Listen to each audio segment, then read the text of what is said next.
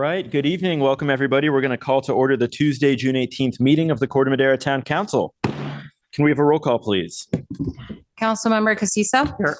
Councilmember Lee. Present. Councilmember Thomas. Here. Vice Mayor Ravazio. Here. Mayor Beckman. Here. Please join me in the salute to the flag. I pledge allegiance to the flag of the United States of America and to the republic for which it stands, one nation, under God, indivisible, with liberty and justice for all. Thank you, everyone. We're going to move on to item 2 on tonight's agenda, which is open time for public comment. This is an opportunity for members of the public to comment on any items that are not on tonight's agenda. Any members of the public who would like to comment in person are welcome to line up at our podium here. Any members of the public on Zoom who would like to give public comment for open time are welcome to raise their hands via Zoom, and we will bring them on. Members of the public will have 3 minutes apiece, and we will start with any in-person public comment. Good evening. My name is Arthur Young. I appreciate your being here. In the last meeting at the open session, I submitted a explanation of why I was coming before the council, and that I was looking forward to the council to coming to a conclusion as to whether or not our two so-called managers of the Corte Madera Recreation Center should be disciplined, and whether I should be awarded some kind of remuneration for the pain and embarrassment that I went through. And I look forward to that being put on the agenda. Phil, but I appreciate your support and friendship. And, Thank you very much. Sounds like we've got somebody that needs to mute here. All right. Do we have any other in-person public comment tonight? Thank you very much. Please come right up. Hello, dear Mayor Beckman, esteemed town council members, town manager, town attorney, and clerk. I'm here to briefly share a few updates on the cul-de-sac known as Colony Way in order to arrive to a resolution regarding this historic street.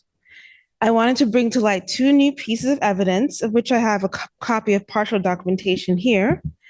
And the town of Corte Madera was incorporated in 1916, and we have discovered a map that Colony Way was indeed formally recorded after the town's incorporation in 1916, along with many other tracts by J.C. Oglesby. Those of you who are aware of Corte Madera and Marin history know J.C. Oglesby was quite prolific in his time and recorded many maps in Marin right after incorporation of Sausalito, Larkspur, and the town of Corte Madera. This is also in congruence with the town referring to Colony Way as a city street in Intention 1292 in 1971, in which it expressed its explicit intent to vacate the entire street before it decided to keep the cul-de-sac of Colony Way as it is today in Resolution 1325, passed in 1972. Secondly, we have new evidence showing that the Colony Way was never privately maintained. Exhibit number 9 here shows a copy of a 1984 permit that was approved by the then Director of Public Works of Corte Madera, in which the applicant, a neighboring individual of Colony Way, asked for a permit to place a debris box, a contractor's box, on Colony Way. So we have gathered 170 signatures in which we are asking the town council to please consider placing Colony Way on the agenda and formally notifying all interested parties that public streets should remain public streets in Corte Madera. People should not be allowed to simply walk up and state that Redwood Avenue is theirs and disallow others from using it. And I hope that the town takes this issue seriously and upholds public streets as public right-of-ways for all individuals. Thank you. I'm just gonna share this to the town clerk to distribute later. Thank you very much. And we'll invite anyone else who's here in person who would like to make public comment to come up to our podium here. Thank you.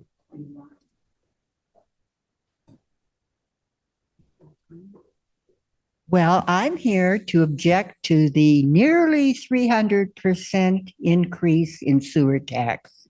Oh, ma'am, this is going to be on our agenda tonight. So we're going to take Oh. public comment on this item at the Sanitary District 2 meeting, Eli, which will please come in speak a couple little hours. slower. I can't understand. you. Sorry, Again? this is going to be on an agenda for a meeting that's coming up right after the town council meeting. So we're going to take public comment on this item specifically when we get to it later tonight. Later tonight. Yes, ma'am. Thank you. Thank you.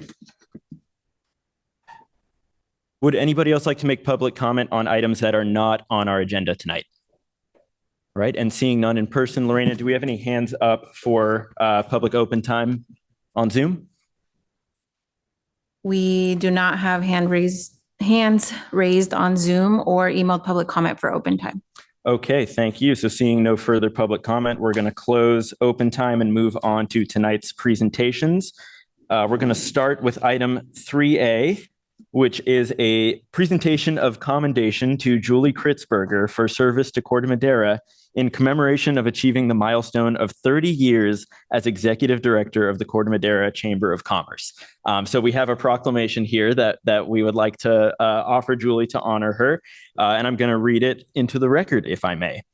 So this is a Town of Corte Madera commendation for Julie Kritzberger for service to the Town of Corte Madera in recognition of 30 years as Executive Director of the Corte Madera Chamber of Commerce. Whereas the Town of Corte Madera commends Julie Kritzberger for 30 years of dedicated service as the Executive Director of the Corte Madera Chamber of Commerce, and whereas over the past 3 decades, Julie's commitment, leadership, and tireless efforts have significantly strengthened and beautified our community and provided dedicated support and advocacy in her promotion of the economic health of our business community.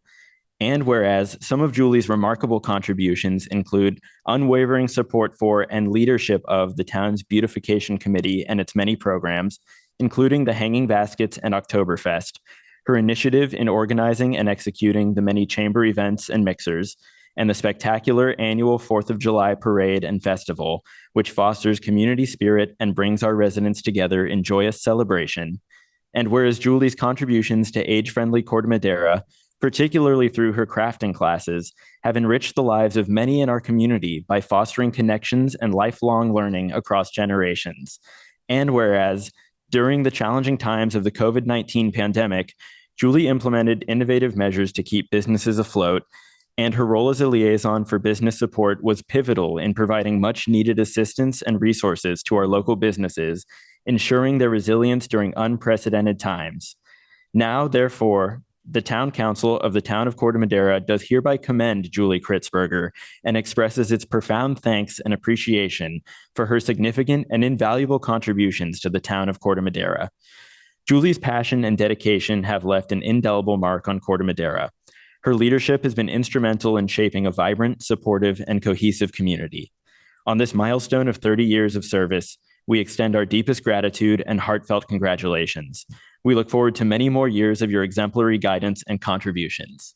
Thank you so much, Julie.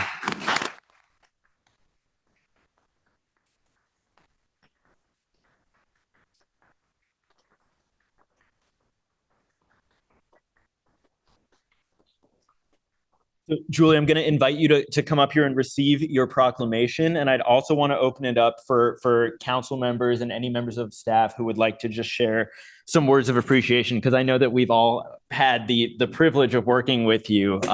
So I've certainly got some thoughts to share, but I want to open it up to others first. Would anybody like to just offer some additional thoughts?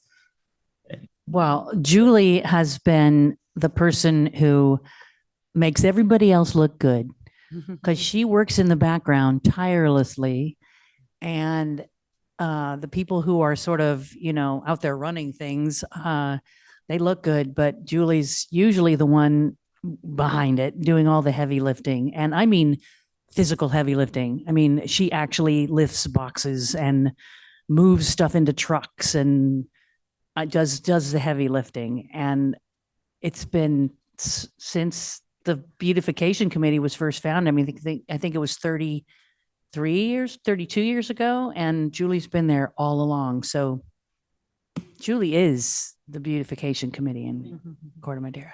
Thank you. Thank you. We did the first Oktoberfest together. Yes, we did. We nearly got thrown in jail, but it was really fun. You can sit if you want. It's up to you. Anybody else want to offer any words? Yeah, just real quick. I just want to thank you for all your hard work. It's hard to believe it's been 30 years of 4th of July parades. And I think you're the one who puts the whole thing, people don't realize it. I think sometimes that you're the one who puts the whole thing together. And I know it's months of planning. And not only that, but I've seen you here like the Friday before running around totally stressed out, which I can't figure out how to de-stress you. And then all of a sudden the whole thing the next day, everything works really great. And it's a great time. So appreciate all your hard work.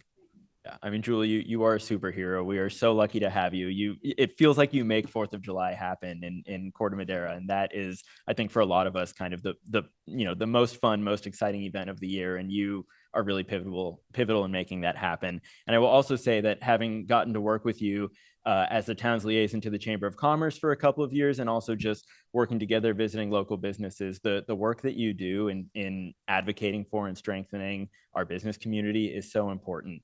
So it's a pleasure to work with you, and I just want to thank you again for your contributions. Thank you. Corte Madera special. All right. Thanks. All right, and we have a couple more fun recognitions tonight.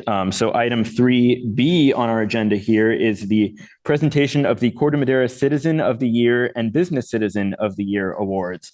And we're going to start with the Citizen of the Year award, which is being presented to Saeed Tony Faramand, who is a longtime Corte Madera resident and owner of Cafe Verde. So we have a certificate of recognition for Tony here that we'll invite him to come up and get.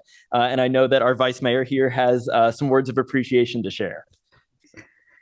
Tony Faramand moved to Marin County 38 years ago when he and his brother bought Benissimo Restaurant. Growing up in Persia, now Iran, and then living in Italy for a time, Tony's dream was to move to America and own a restaurant where he could bring people together around food and live music. But Tony has been much more than a businessman in Corte Madera. He started inviting high school students to come and perform at the restaurant, musicians, and dozens of talented local musicians got their start playing usually on Thursday evenings at Benissimo. And some of them went on to have really illustrious music careers, including one young saxophonist who's been traveling with people like Kelly Clarkson over the years. So his impact has been huge. And that was even before Tony heard that the Corte Madera Town Council was open to the idea of a new cafe and community gathering space across from the recreation center, where a dilapidated town-owned building housed a dentist office. To create the beautiful Cafe Verde that now stands on that spot, Tony took on the personal financial obligations to do that and built an open-air, warm, and inviting venue that has become a beloved community gathering space since its open in 2011. And he has continued and grown the tradition of bringing the community together there with music, often on Thursday night. He still has dreams of taking his vision even further with more live music in Corte Madera. The beautiful gathering space known as Cafe Verde would not exist without Tony. He has continually enhanced our community's culture and vibrancy with his commitment to music and us. For his 3 decades commitment to bringing community together around music, Tony Faramand is hereby named Corte Madera Citizen of the Year. And he's got the official words. Those are just mine. And I'm going to read to you here. So this is the Town of Corte Madera Certificate of Recognition presented to Saeed Tony Faramand. And it says, in appreciation of your longtime support for the Corte Madera community and in acknowledgement of the achievement of your lifelong dream to bring people together harmoniously through food and music, the Town Council of the Town of Corte Madera congratulates you on the honor of being named Corte Madera Citizen of the Year 2024.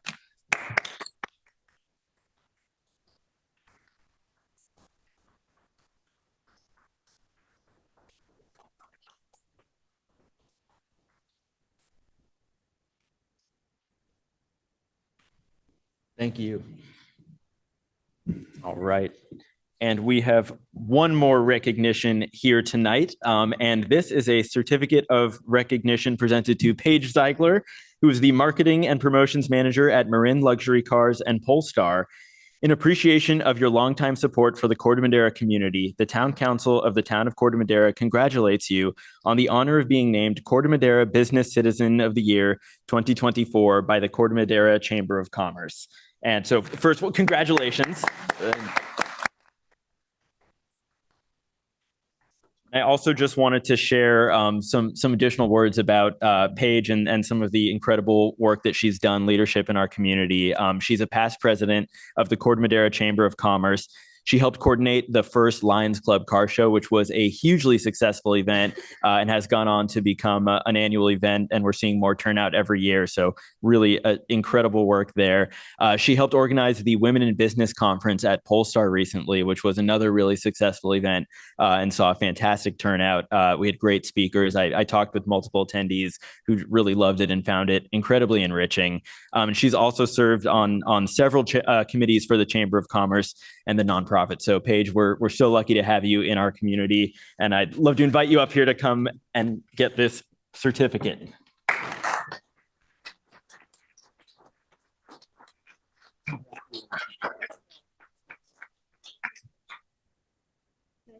Absolutely.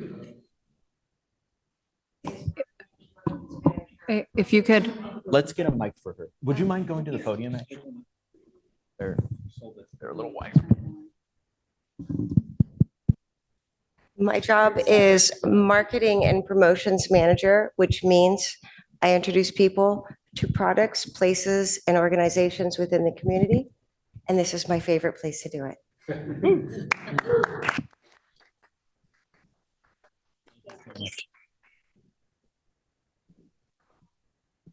Yeah, that would be great. If we could ask our three honorees maybe to come and stand in front of the dais up here, and we'll get the council members up here for a quick group photo, if that's all right.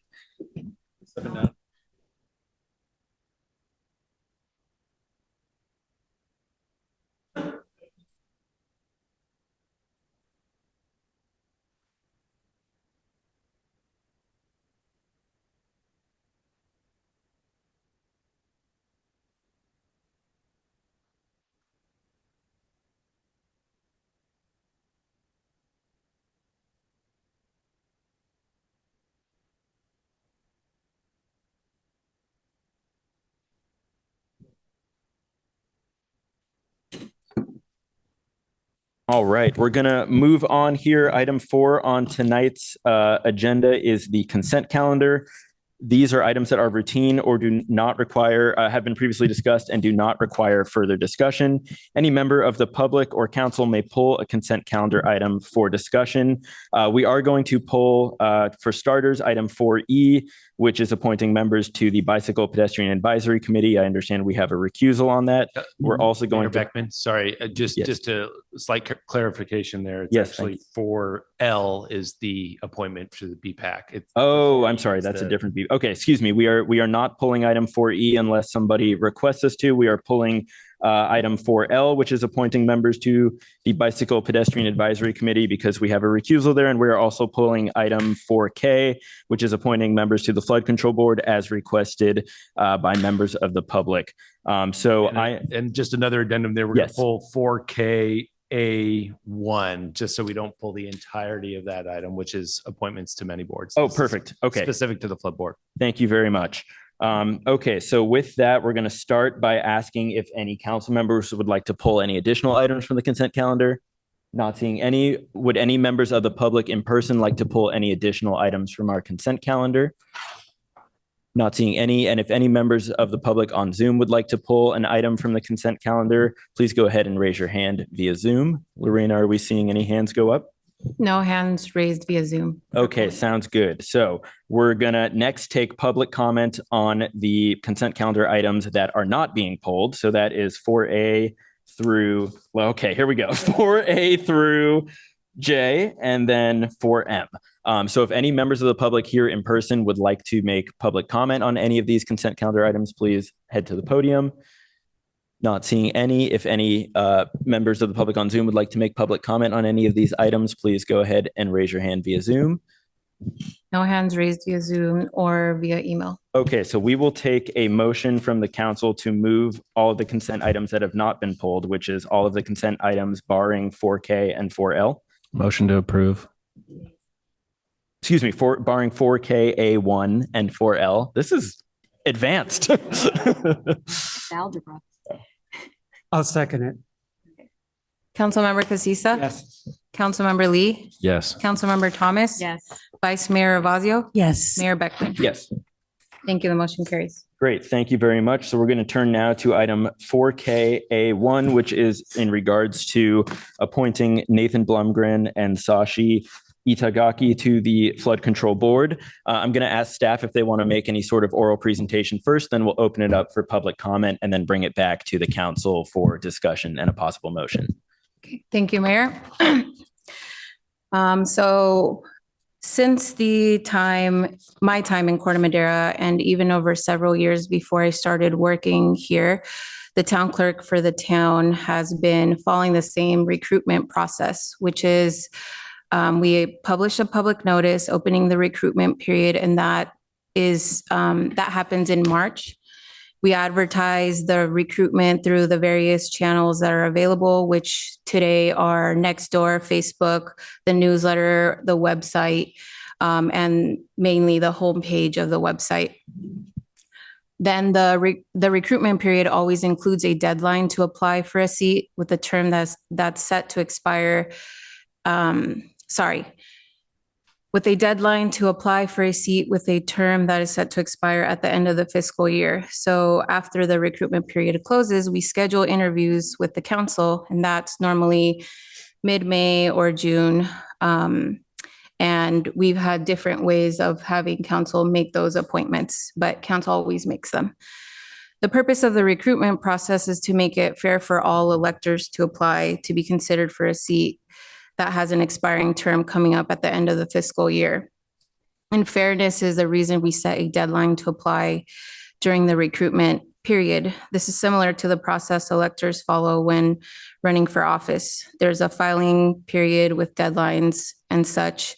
And I'm sure you all are aware or you remember that process. Item 4K A1. Before you contains recommendations for filling seats with terms that are set to expire. And there are 3 for the Flood Control Board that have terms that are expiring. Staff has been collecting applications during the annual recruitment period to fill seats, but not necessarily filling all of the available seats. It has been sort of a practice that we strive to have 5 members in our advisory bodies, even if a body can be filled to have, let's say, 9 members. That does not mean there must be 9 members appointed. Vacancies do exist in several of the advisory bodies, and the term vacancy doesn't necessarily mean needing to fill. As an example of this, the Sales Tax Citizens Oversight Committee has had 4 members for almost 3 years, although it's a body of 5. 1 seat has been quote unquote vacant. And even with 4 members, the committee has been able to meet and conduct business as usual. Being that vacancy does not mean needing to fill, staff made the recommendations presented in the staff report with the thought in mind that adding more members to boards isn't always a positive outcome, as it is more difficult to have an effective group when there's a large number of members, and that's also difficult to manage. Additionally, we've kind of set a minimum for bodies to have around 5 members. Regarding the town having recruitment on an ongoing basis, that is correct, and that is something we have in place for instances where it is necessary to fill an actual seat that must be filled, otherwise the body cannot proceed with conducting its work. From the time when I served in Fairfax, they had a committee, this is an example, their Racial Equity and Social Justice Committee, where a lot of members resigned, leaving, I believe, 2 and their council liaison, and they couldn't proceed with the work of the committee because they didn't have as many members as they needed. So in those types of instances is when we would use that ongoing basis recruitment period and look into appointing members or contacting them and letting them know that an opportunity has come up. That I will say that when applications are received outside of the recruitment period, staff accepts them. And then when the recruitment period opens, staff contacts those applicants to ask if they want to be considered in the pool of applicants for the current recruitment period. I actually two applicants on two different bodies this year. One was for the Parks and Recreation Commission. He submitted an application, I believe, in December. The Parks and Recreation had vacancies, but there was no need to fill them. So we left Kim's application for the annual recruitment period. We also did this with BPAC, but that applicant decided to withdraw from the interview process. So we do use those applications. Staff understands the points made regarding the concerns brought up in public comment. And if council wishes to direct staff with something different than what is being recommended, then I'm more than happy to do the work necessary.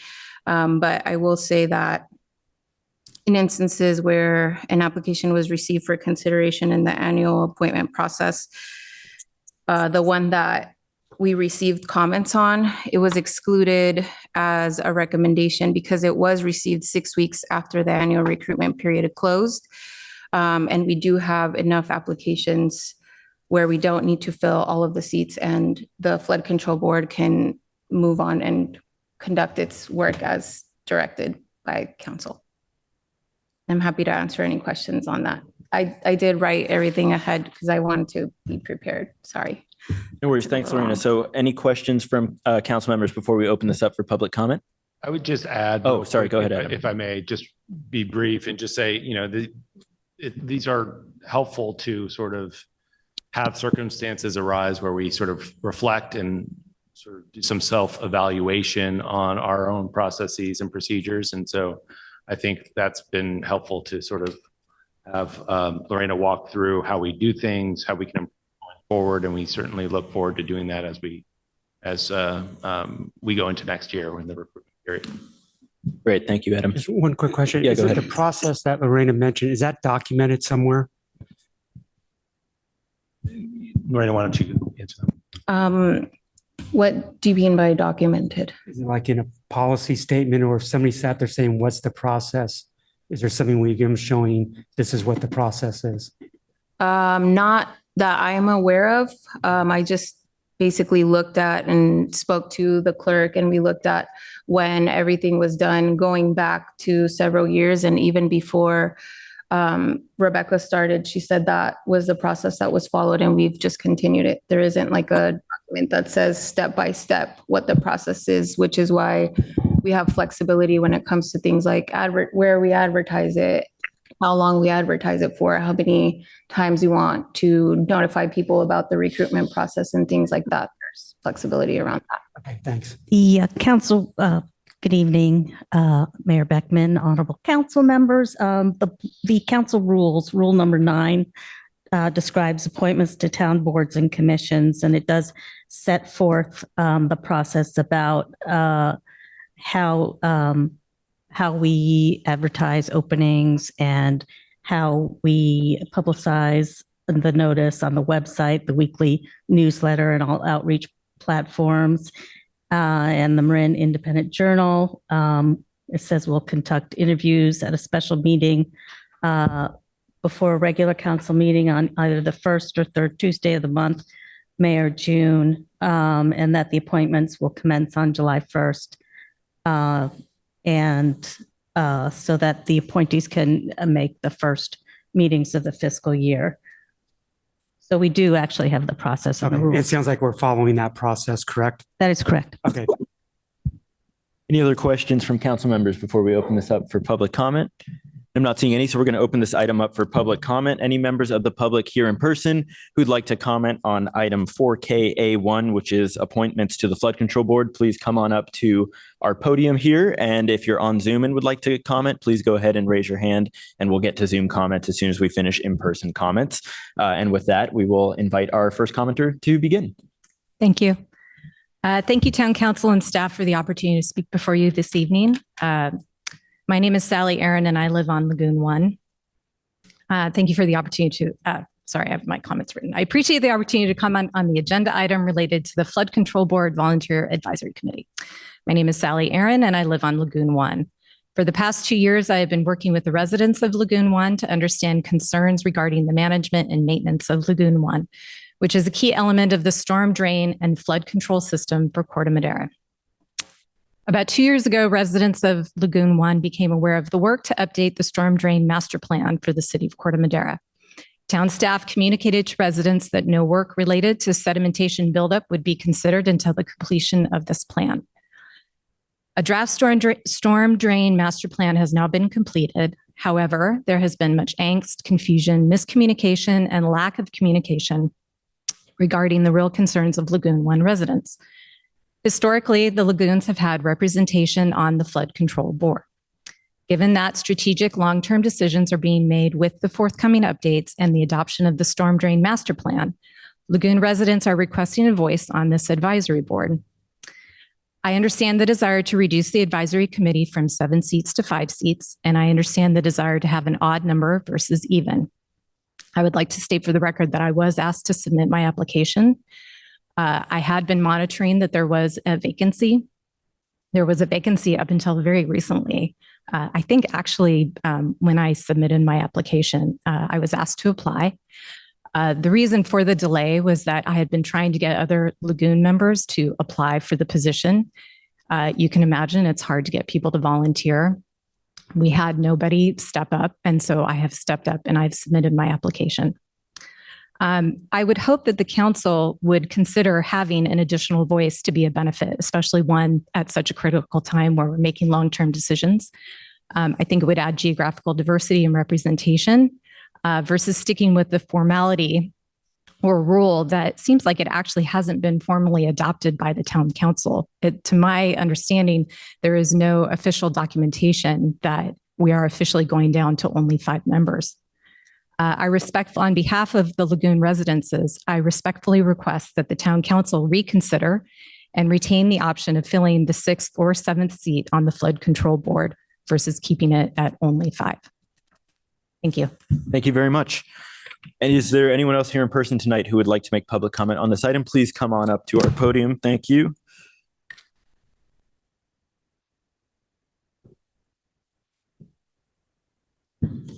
Hi, my name is Kenton Wolfers. I also live on Lagoon One, and my topic is the flood control system. It's my understanding that there are no representatives on the flood control board from West Corte Madera. And as Sally mentioned, I think it is appropriate to have a representative for Lagoon One or for both lagoons. Lagoon One has been identified as a critical element of the flood control system. And it's clear that the quality of the water and the depth of the water has been degrading over the years. And it's also clear that the town of Corte Madera has some responsibility, if not a lot of responsibility, in maintaining that. And I think that they haven't been doing that for decades. And the quality of the water and the ability for that lagoon to do its job as part of the flood control system is degrading. And my understanding is that this flood control plan is for 10 years.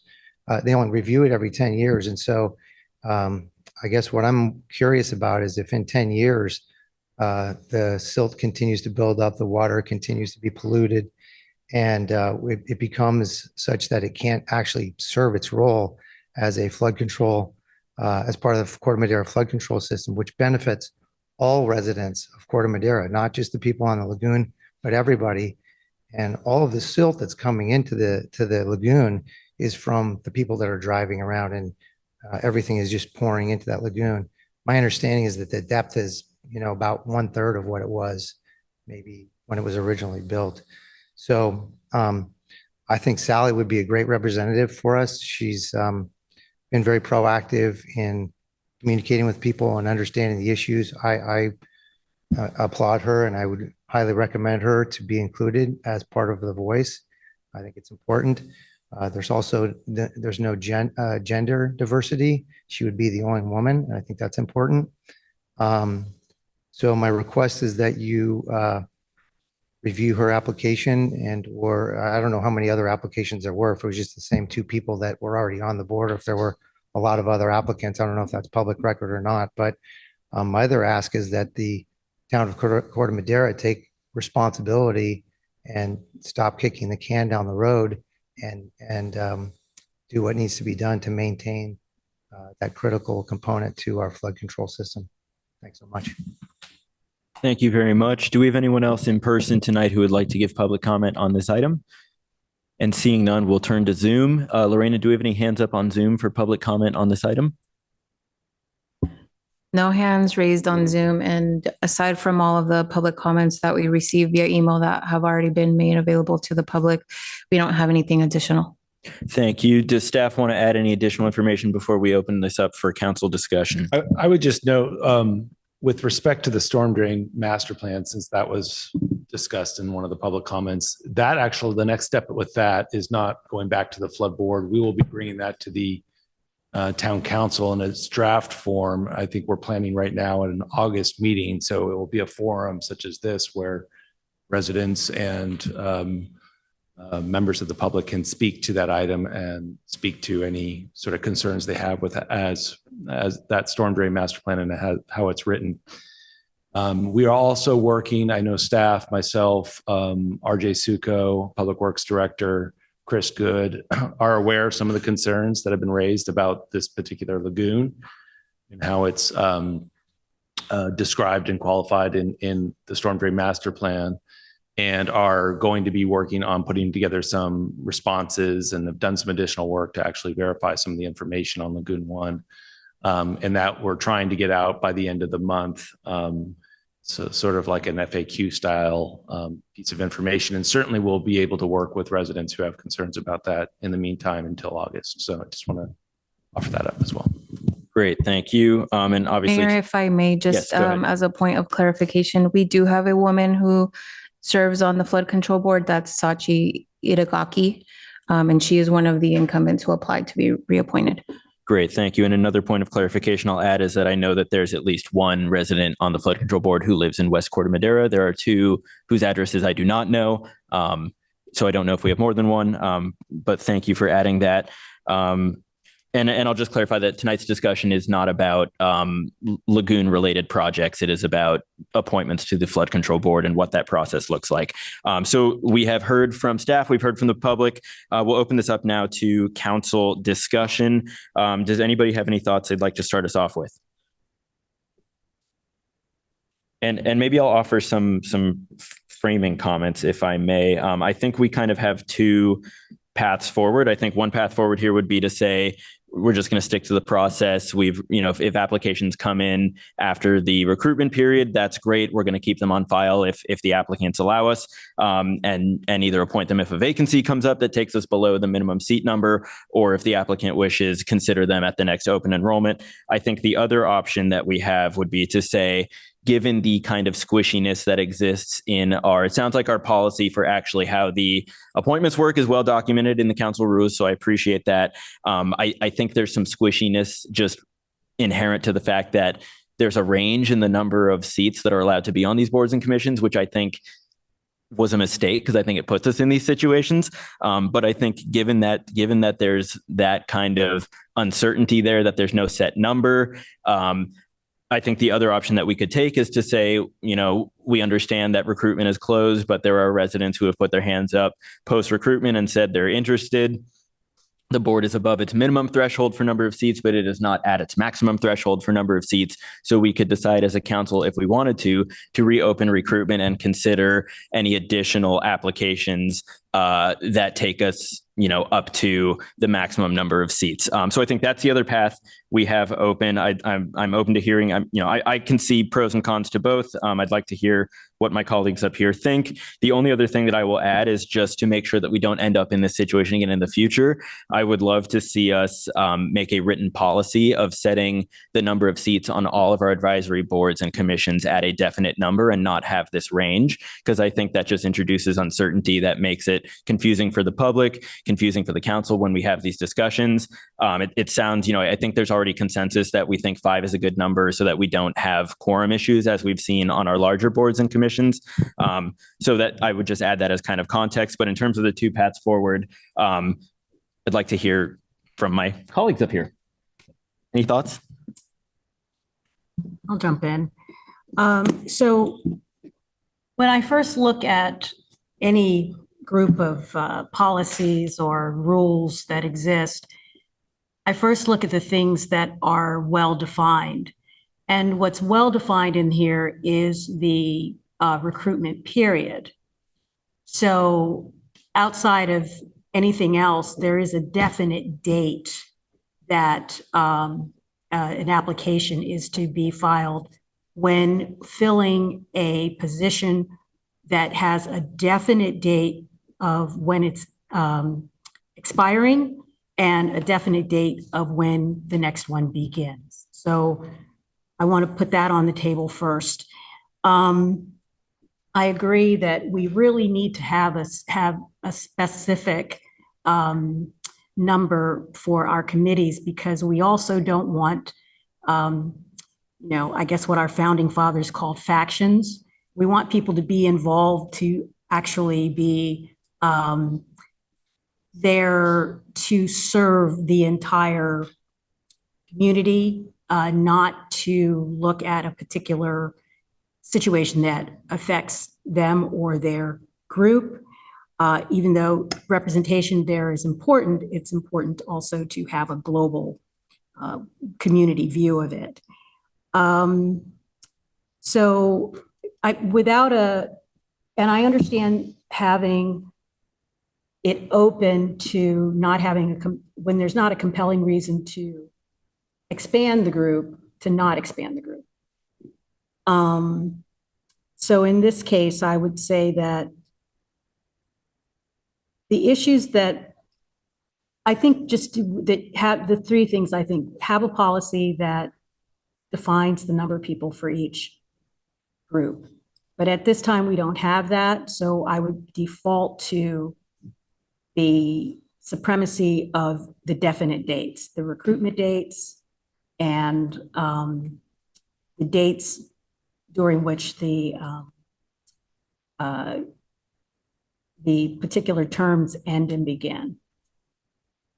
And going forward, we'll work on those items that are missing. Thank you, Rosa. Other thoughts, Charles?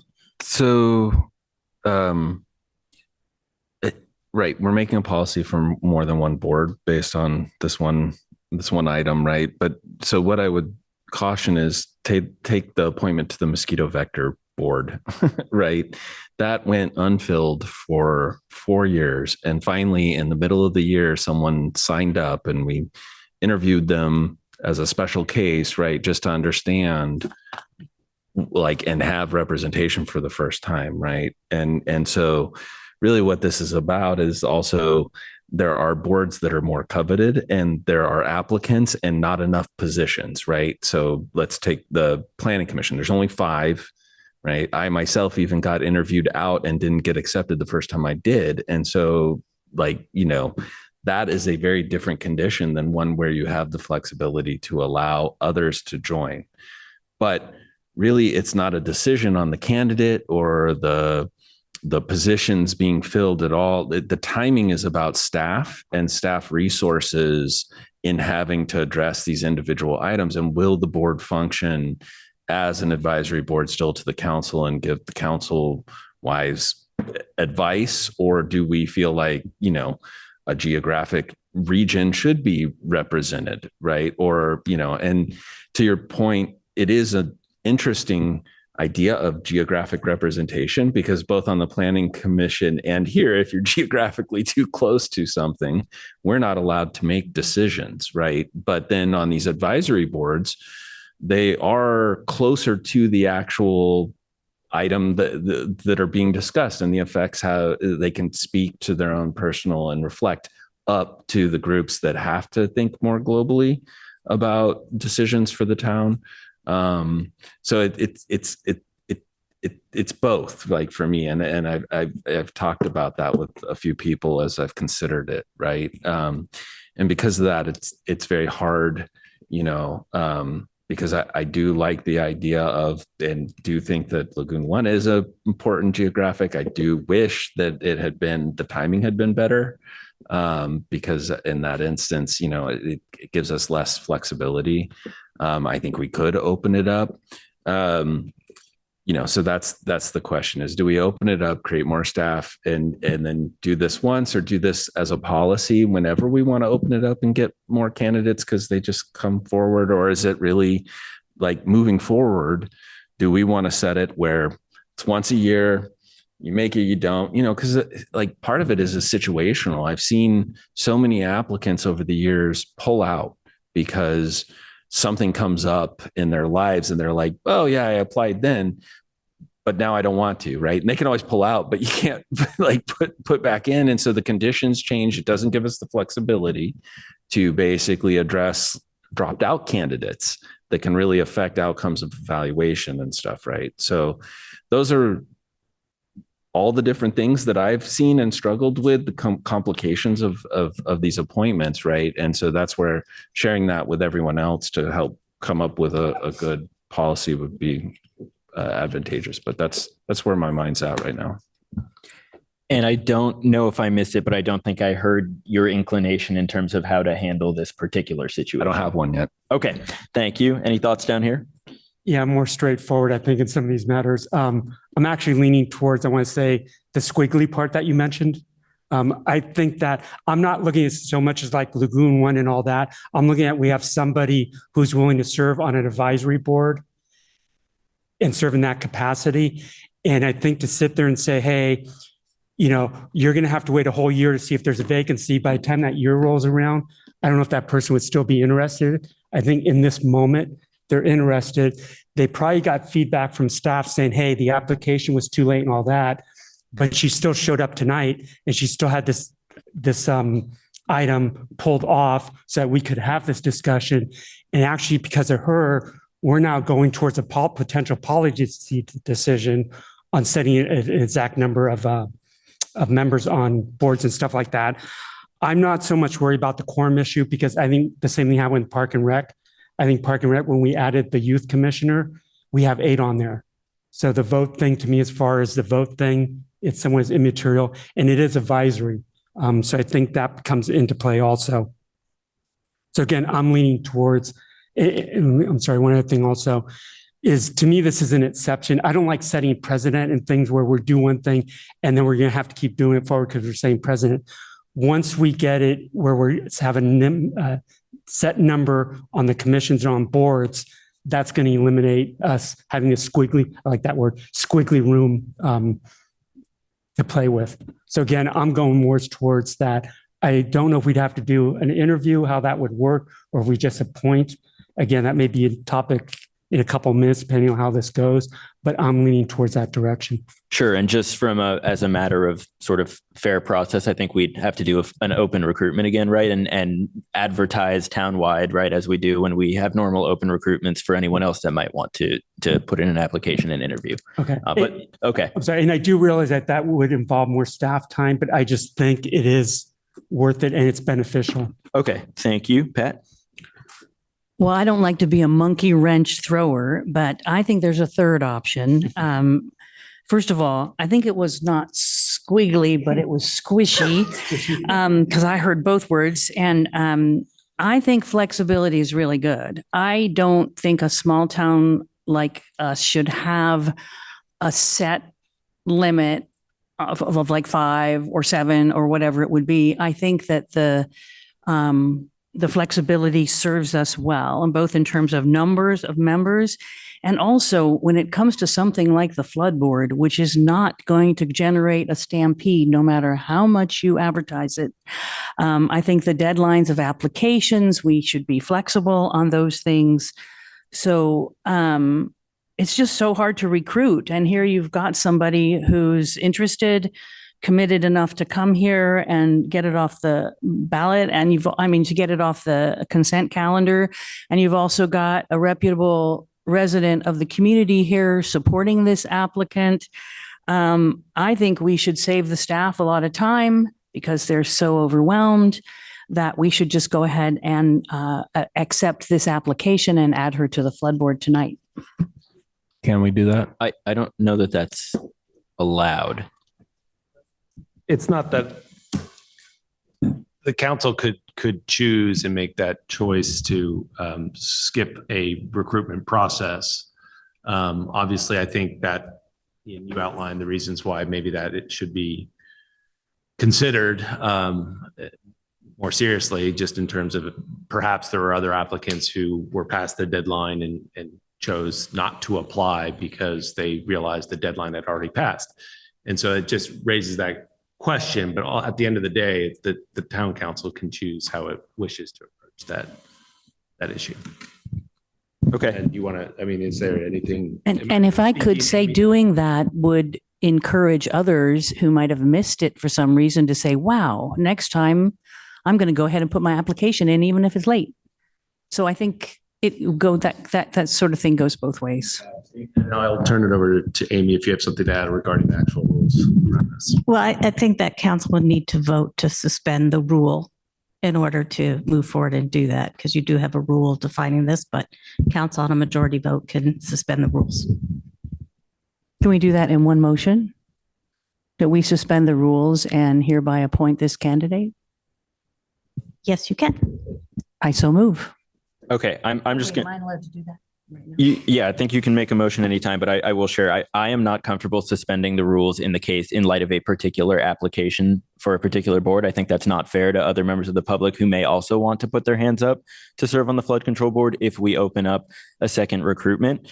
So I will say, and you know, first of all, I think it's important to have a defined process. I think it's important to have a defined number of seats, and I think it's important to have a defined deadline for when applications can be received and will be considered. I think if we if you don't have a process, it kind of just becomes chaos. And you want to talk about staff time. What about, what if recruitment for boards and commissions is 365 days a year? So I think that would be an ill-advised direction to go personally. I will say in this particular case, although I do strongly believe that I think it would serve the community better if our boards and committees were brought down to 5 generally across the board and that was clearly defined. I think in the case of this particular situation, just given the fact that, again, there is that squishiness, to come back to the word, in the number of seats that can be on this committee, I think it puts us in a weird situation, right? Where if the situation we're in now, where if somebody comes up and says, hey, I put my hand up, you can have up to 7, but so why can't I be on the committee if there's if there's an open seat, but it's not required to be filled, but it could be filled? I think it's a really messy situation. So I would support in this particular case opening up a new recruitment, hearing this application, calling for any other people who might want to apply. I believe there would only be 1 seat vacant because we have 6 currently, and by statute we can only have 7. But I would still want to go through a fair public process that gives everybody in town who is interested in serving on this seat the same opportunity to do so. And I would only want to do this if we are committing also to defining the number of seats on our boards and commissions, because I think that is key to making sure we're not dealing with this same issue at future meetings and taking up everybody's time with this again. Well, I have a question though. If we open it up to this one and we make it 6, right? That would make it 6. 7. There's 6 now. There's 6 now. I'm sorry. There's 6 now, but one of the incumbents did not reapply. Okay. So I if didn't know you that. followed the staff recommendation of reappointing the 2 incumbents, we would have the 5 that we're talking about. Right. So we'd be at 5. So I have a- Well, yeah, there's 2 Up that to. are 2 current who are coming back, and then 1 who is not, and that would drop us to 5. But So- if we added this other person and it comes to 6, and then we rewrite the policy after that they would be 5, then what is our justification for having one committee with 6 and the rest with 5? Because I'm leaning toward making it, the number is 5. So that's why that question comes up for me. But we can't do that this year. And then, so next year you would basically make the decision as 5 and you would let 1 basically evaporate, and they would have to basically interview against each other for less positions if they still wanted to, the 6 still wanted. And it's cyclical where it's staggered, right? So, I think that that's the way to address that if you want to take it down to 5, but that's a different policy decision. And I Right. think right now that is not in place. So we shouldn't make a decision about how to address the public comment tonight based on future policy. Right. I just like, once again, not wanting it to come up again that someone said, well, you let us have 6 on that one. I think There's 7, there's up to, there's 6 now. We've already done most of the appointments anyway, so those are already set. I do have a point of clarification though. If we reopen the recruitment period, we have 5 on there now, we reopen the recruitment period, we could still go up to 7, right? If we had 2 people apply, theoretically. Yes. Okay. The ordinance allows up to 7. Okay. And just for public information, I was just reminded somebody asked in their public comment whether there were only the 2 applicants who are listed in the staff report for appointment. Were those the only 2 applicants for flood control board this cycle? From applications received before the deadline? Yes, Yeah. those were the Okay. only 2. Thank you. And yes, Pat. So I think if we as a board say that every advisory committee is going to be 5 members, we are reducing our ability to serve the town. Because I think there are some boards that where 5 people do great. And I think there might be others where if there's a sickness or somebody's distracted or not able to attend and we have quorum issues. I I am think going to suggest that we're a little bit far afield off from the agenda. item. Okay, maybe we need to can bring agenda. back to you both the flood control board and the recreation and park commission are actually in the municipal code.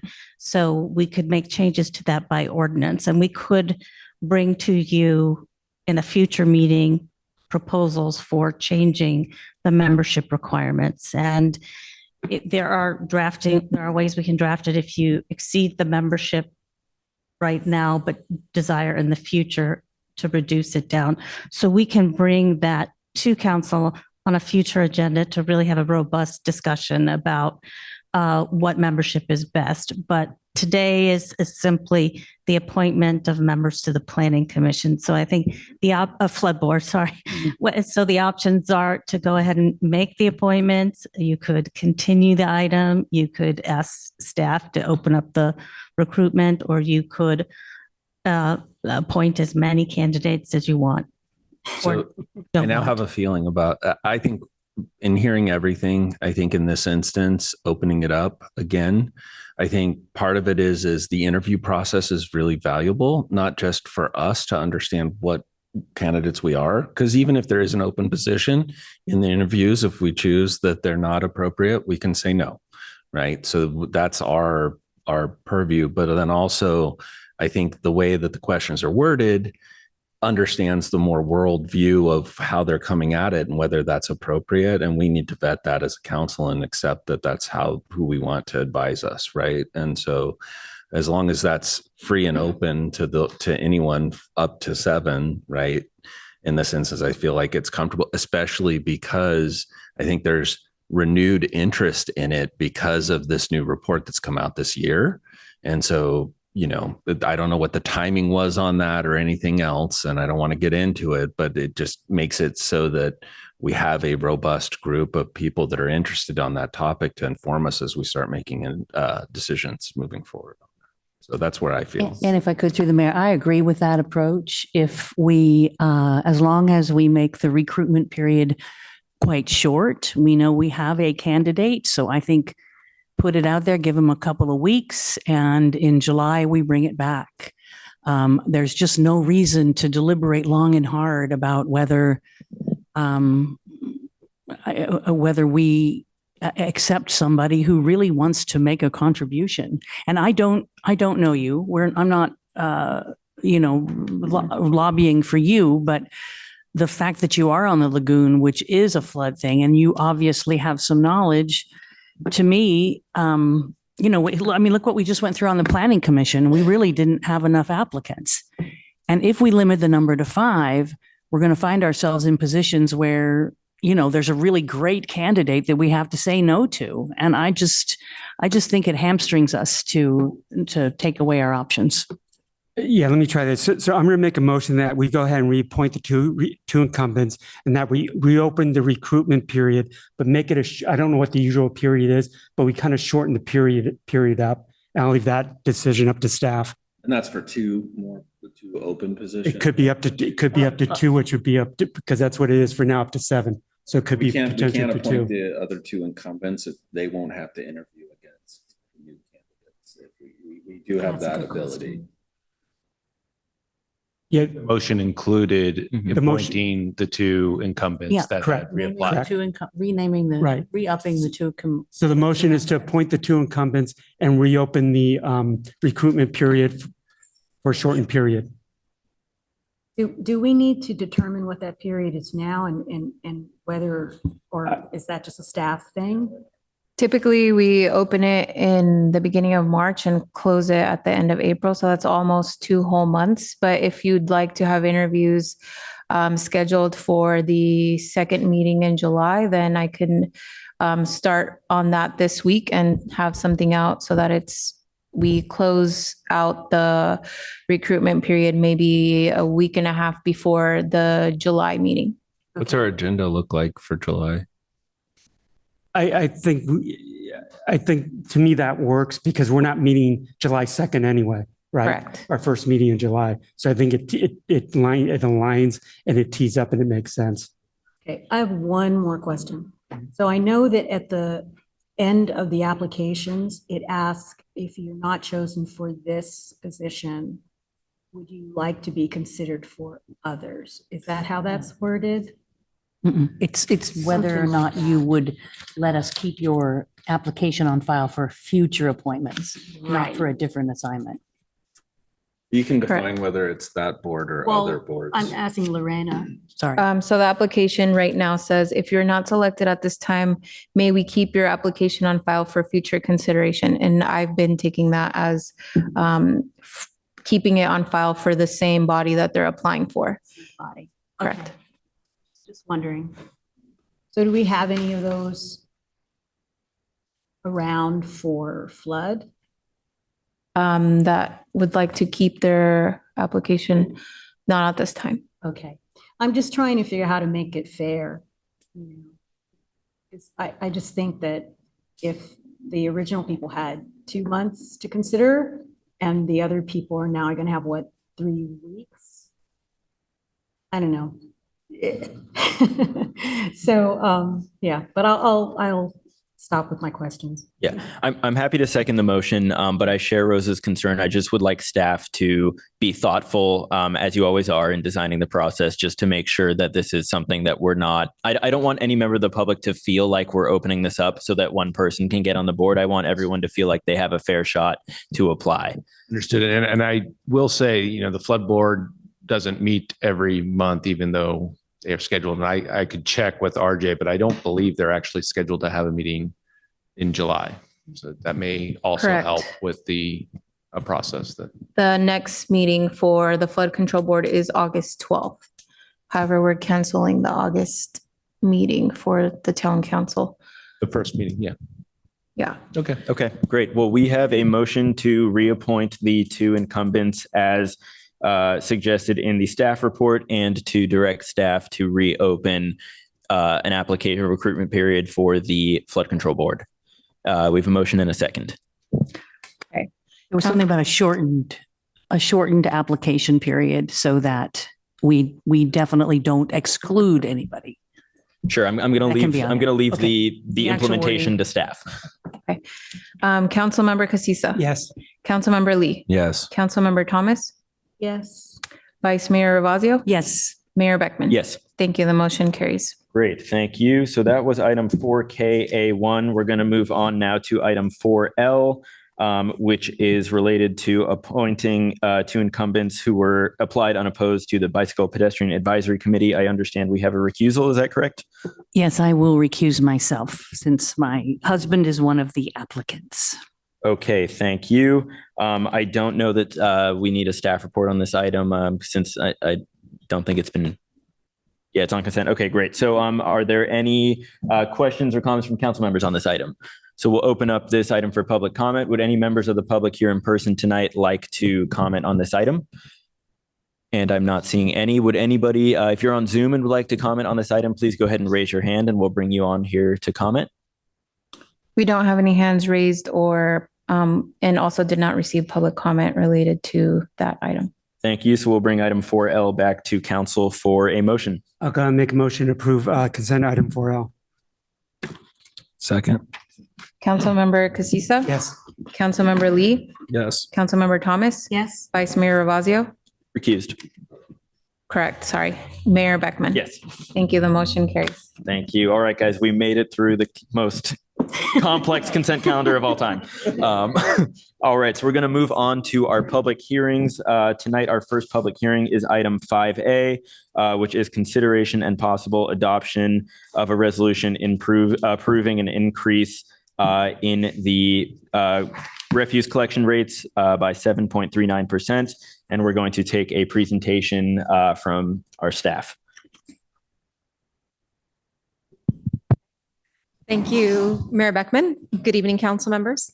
This is my first time using this mic at this table. Okay. I will provide a brief introduction and some background on this item. The decision before you is to consider approval of Resolution 25-2024, approving the base rate change application of Mill Valley Refuse Services for a 7.39% maximum rate increase for the delivery of solid waste collection and dual stream recycling. Also present here this evening, and I will be turning the presentation over to them shortly, are Jean Della Zoppa, the CEO for Mill Valley Refuse, who's right there, and Jim Howison, Senior Managing Consultant for R3, who completed the rate review of MVRS's rate application, and he's joining via Zoom. The town has had various franchise agreements with Mill Valley Refuse since 1965. Our current agreement is a 20-year, 6-month agreement that runs through December 31st, 2026. On April 1st of this year, Mill Valley Refuse submitted a rate change application requesting a 7.78% rate increase that would take effect July 1st. Every 2 to 3 years or more frequently if warranted, the city of Mill Valley takes the lead on contracting with R3 Consulting to evaluate the rate application and perform a rate review for the 9 contracting jurisdictions. And those jurisdictions are Belvedere, Corte Madera, Mill Valley, Tiburon, and the sanitary districts of Almonte, Alto, Homestead Valley, Strawberry Recreation District, and unincorporated portions of Marin County. R3 completed the rate review in late May and provided the report to the contracting jurisdiction. In their findings, they recommended several minor adjustments that resulted in a decrease in the rate requested, and Corte Madera's requested base rate change decreased from 7.78% to 7.39%. And the rate increases for each of the 9 jurisdictions ranged from 0.19% to 8.3%. Corte Madera's increases in the lower middle, with 5 jurisdictions having a higher requested rate increase and 3 having a lower requested increase. R3 recommended the adjustment to decrease based on their findings, and Mill Valley Refuse concurred with the recommendations. And on May 28th, Mill Valley Refuse submitted a revised rate application and cover letter that is included with your packet as attachment 3.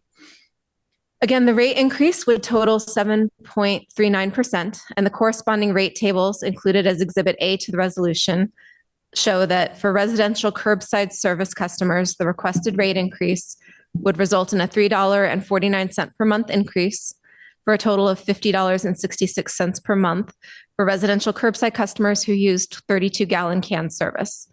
And for residents who use a 20-gallon can service, the rate increase would result in a $2.96 per month increase for a total of $43.06 per month. The residential and apartment service terms and conditions, which were last updated with last year's rate application adopted June 6, 2023, remain unchanged. Now I will introduce Jean Della Zoppa, who can come to the podium, who will speak to the macroeconomic conditions and other factors that drove the rate increase, as well as legislative updates and actions that Mill Valley Refuse has committed to undertaking both now and in the future to achieve their sustainability goals. And after that, Jim Howison will speak to the R3 rate review and answer any specific questions related to their review and the findings. Thank you. Hello, esteemed council. My name is Jean Della Zoppa. I'm CEO of Mill Valley Refuse Service. The purpose of me being here today is we are requesting a rate increase of 7.39% for July 1st, 2024. Before I go into factors that are impacting the rate application, I want to briefly talk about macroeconomic conditions. So we use the CPI measure on all items through San Francisco and Hayward, and we're seeing a 3.7% change. When you look at specific CPIs on a US city average, accordance to solid waste collection, so CPI on sewer, water, and trash, that's at 5.10%. And if you look at producer price index, so this is the price that producers of solid waste collection are charging for, selling for their services, that went up 7.81%. Now, historically, through the past 3 years, our average rate increase has been 4.17%, and that's in line with CPI over that same span of 4.17%. Now, the factors to consider with the rate application is our biggest costs incurred are going to be involved with labor, disposal costs, workers' insurance, and capital expenditures that are depreciated over its useful life. So with labor, last year we negotiated a new labor union contract with our drivers. We gave them a 15.5% wage rate increase. Now this is applicable for recycling drivers, garbage drivers. And part of that was we wanted to build parity between our union contracts, and we also had to respond to market conditions that were happening, cost of living adjustments, as well as what other garbage drivers were also making. This year, it's 5.5% increase with their wage rate. And the contract goes out for another 2 years, and it's going to be consistent at 5.5%. We are going to see an impact with recycling drivers. We have to, they are going to get a boost in terms of their wage rate. We're also going to add personnel as well in terms of our office and the shop department. With disposal costs, those get adjusted over time through CPI, through our disposal contracts that we have with Waste Management and Marin Resource Recovery Center. I want to bring attention to our recycling processing costs. Those went up from $27.95 to $91.67. So that's a 228% increase. And in terms of the volume that we collect around 13.8 million pounds of recycling. So we're gonna see an impact there.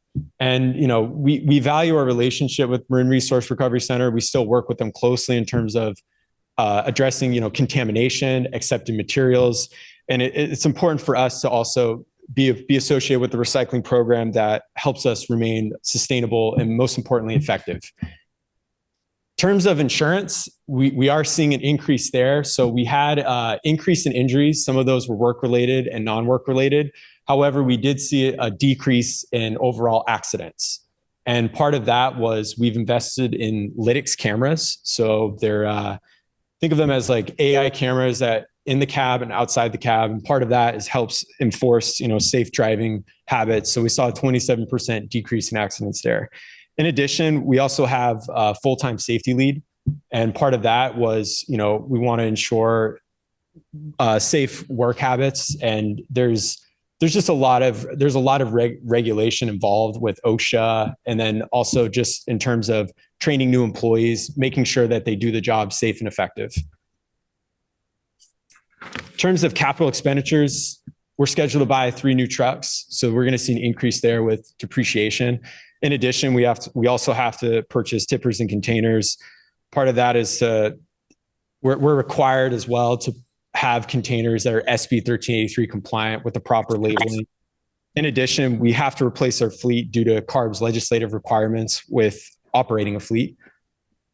Now, with legislative updates in the future, I do want to bring note to California Air Resources Board's plan with zero emission vehicles.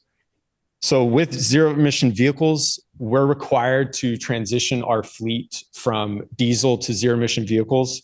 And part of that is we're able to do it through a milestone approach. So with milestone group 3, we have to have 3 electric garbage trucks by 2029.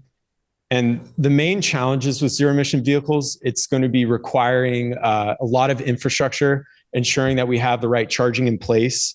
And also we have to ensure that the range can also handle a typical route that we do service. Most of our routes are 40 to 50 miles. However, we need to do, we are talking internally what that looks like when the garbage truck is full its capacity, because that also has an impact in terms of the charge.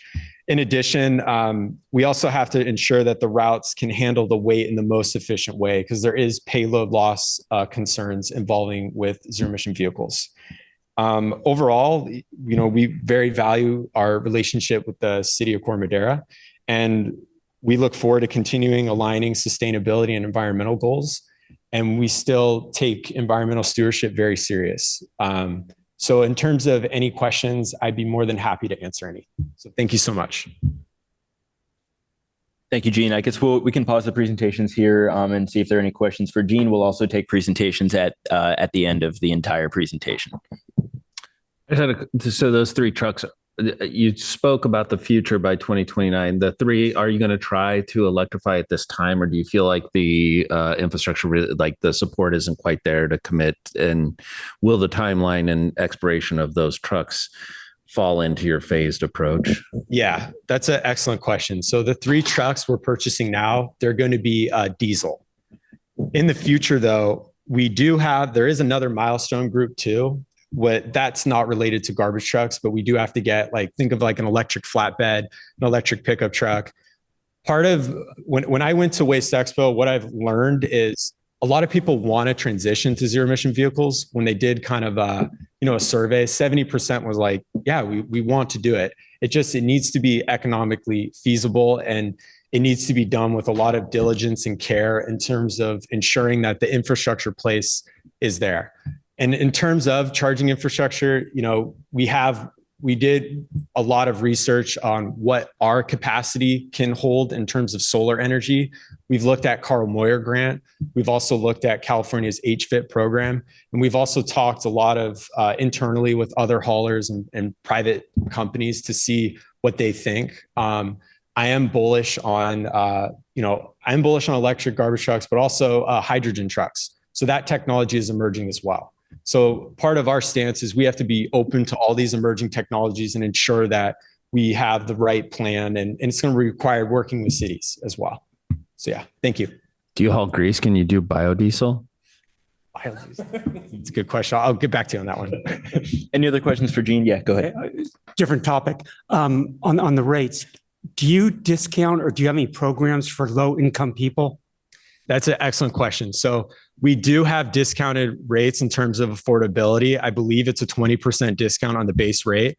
I'll internally with my board of directors, I'll speak more of what that would look like.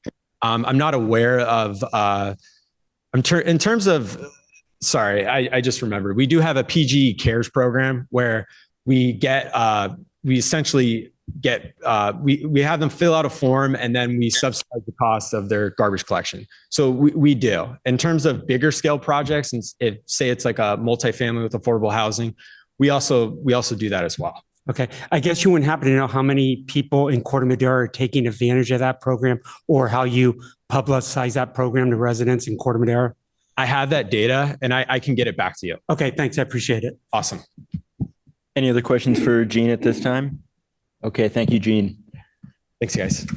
I don't know if staff has anything else to add, or if we want to invite Jim from R3 on.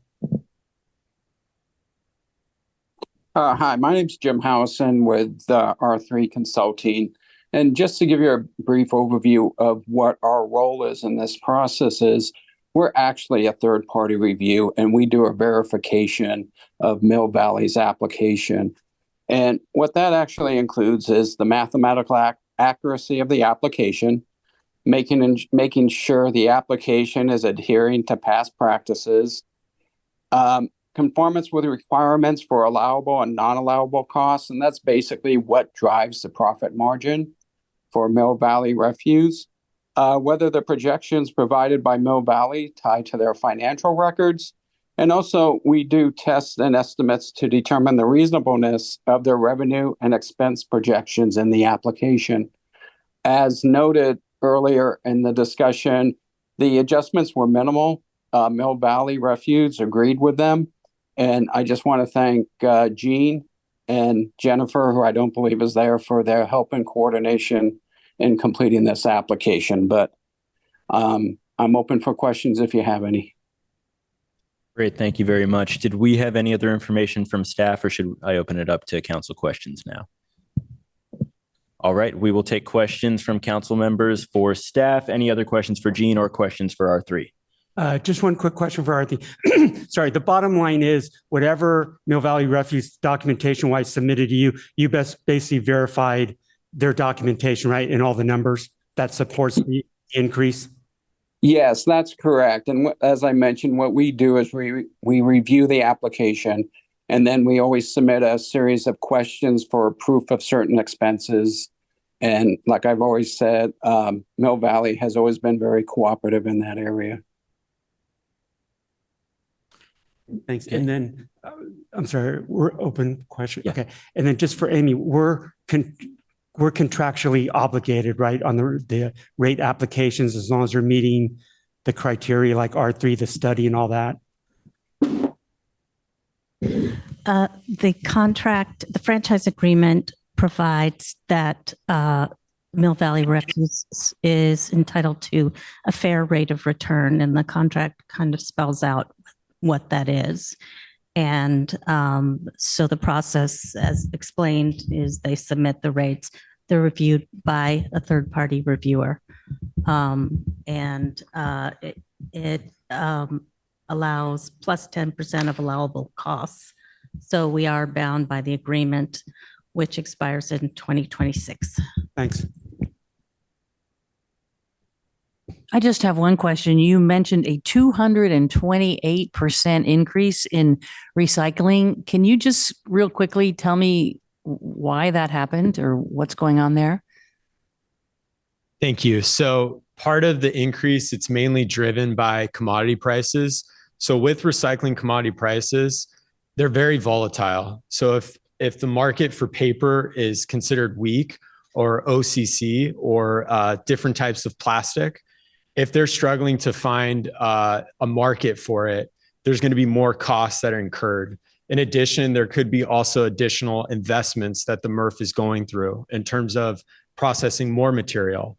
And it's one of those things where the volatility with recyclables, I am anticipating to stabilize more this year through research and through other points of contacts. And I'm hoping that rate will come down in future periods, because it is a significant increase, and it's required us to be more diligent in terms of our, best practices with ensuring what we're picking up is recyclable, and also through outreach with all of our customers. Thank you very much. Thank you. Any questions? Any questions, Charles? All right, and my questions have been asked. So with that, we're going to open this item up for public comment. Any member of the public who would like to comment on this item, please come on up to our podium here. Come right on up.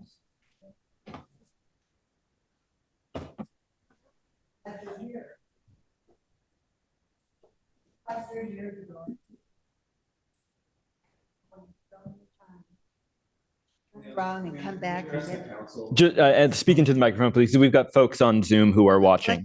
If you could speak into the microphone, please, because we have folks on Zoom. Thank you. And if you could speak a little slower, I will understand you better. Okay. 25 years ago, I canceled Mill Valley Refuse because it was costing me money.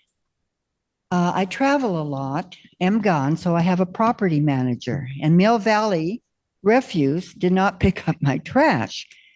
They would do it for a while when I would call in, or my property manager would call in, and then it would go into the routine of them not doing the service that I was paying them for. Finally, in exasperation, I just canceled my service. So for 30 years, I've had to find another. Now, I talked to other citizens and neighbors, and they have similar problems, but I won't name names or anything else. But I think Mill Valley Refuse should pay us when they fail to perform their duties, especially after we call in 2, 3, 5, 6 times. I think you owe the people money, okay? And maybe you need to get it from your drivers. You seem like a very nice young man, and you're probably related to David, who used to own the company. I used to see him at dinners and things. And I'd say, David, my trash, you know? Now I'm having the same problem with the street sweeper. I would like my street swept. I pay for that service. And I've called Michael in town hall. And the street sweeper will perform its service for a while and then it won't.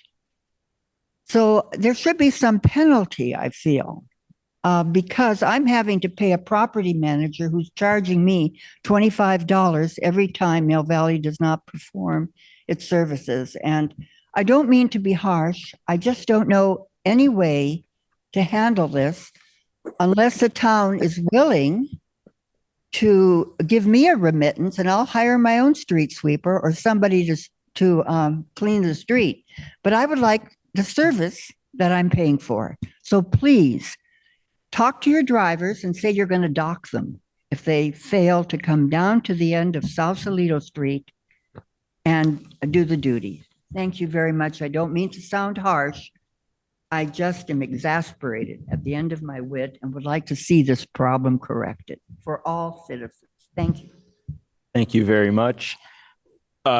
Sorry, Jean, we're going to finish taking public comment first here. So we'll invite any other members of the public who would like to speak to come up to the podium.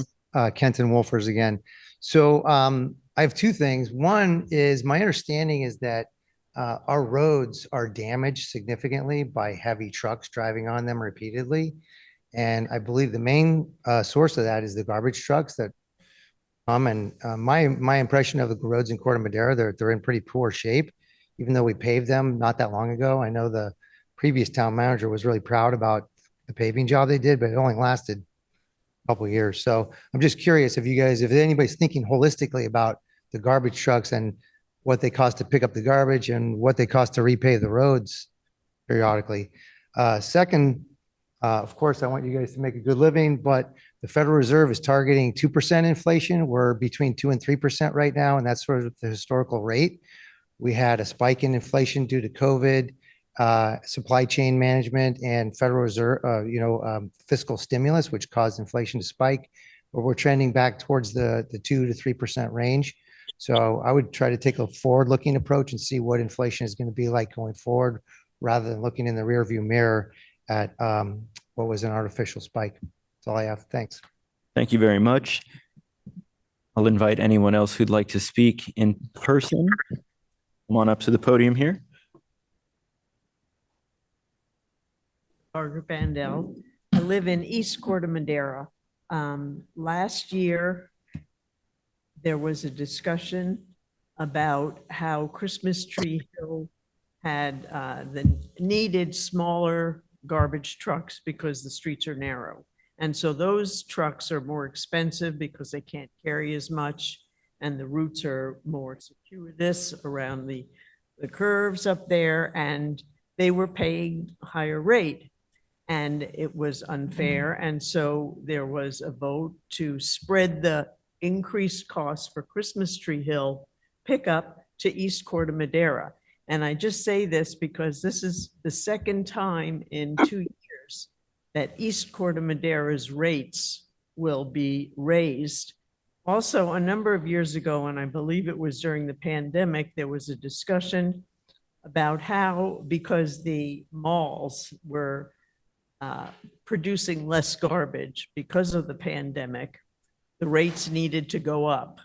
And I don't really believe that in the past 4 or 5 years, there's been a huge impact, let me put it that way, on people in East Corte Madera and just the residential citizens of Corte Madera, as opposed to, well, I'd like to know if the malls and the commercial entities are having increases and if they're paying their fair share also.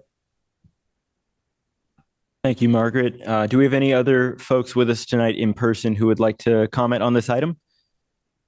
And I'm not seeing any, so I'm going to invite anyone who is watching via Zoom who'd like to make public comment on this item to go ahead and raise your hand and we will bring you online here. We do not have any hands raised from attendees on Zoom, and we did not receive emailed public comment for this item. Okay, sounds good. Thank you. So I'm going to close public comment and bring this item back to the council. I think first I'm going to invite staff if they would like to speak to any points raised during public comment. I would ask specifically, we had somebody mention roadware as a result of garbage trucks. If you could just speak to what the franchise fee in our contract is and what the purpose of that is. Yeah, that's definitely part of the franchise fee calculation, and that money, as we've talked about in our budget, is a source of revenue that then gets ultimately put back into town services, including road projects as well. And that's in addition to sort of the sales tax funds that we could spend on road improvements. So that is sort of directly related to the franchise fees that the town collects. So I can speak to that one. Others, I don't know if the commercial rate, I think, came up. I don't know if Gene, you wanted to. Yeah, sure. So we'll invite Gene back up to the podium as well if he wants to add any additional information in light of any of this public comment before we start council discussion.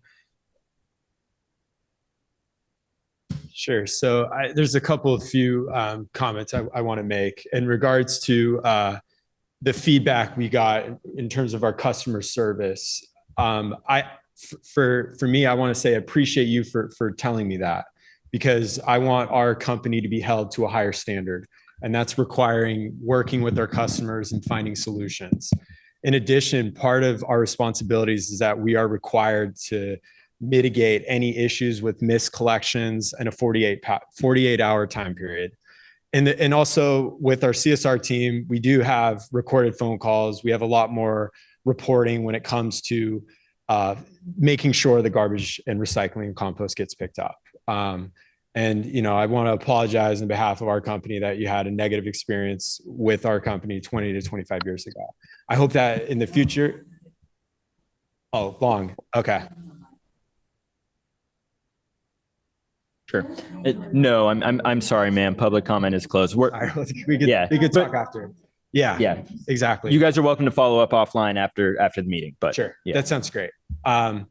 And in terms of like the street sweeping too, I can talk with our street sweeper driver as well, with Sausalito as well, to ensure every section of the road is getting handled. And then in regards to road conditions as well, I can speak with drivers with how they're driving the roads, because I do know that heavy duty equipment, it's going to have an impact on roads and so forth. In terms of the commercial rate, that's handled separately. They do have higher rates depending on if it's a 1 yard or if it's a 2 yard container, but that also gets increased based on this base rate application.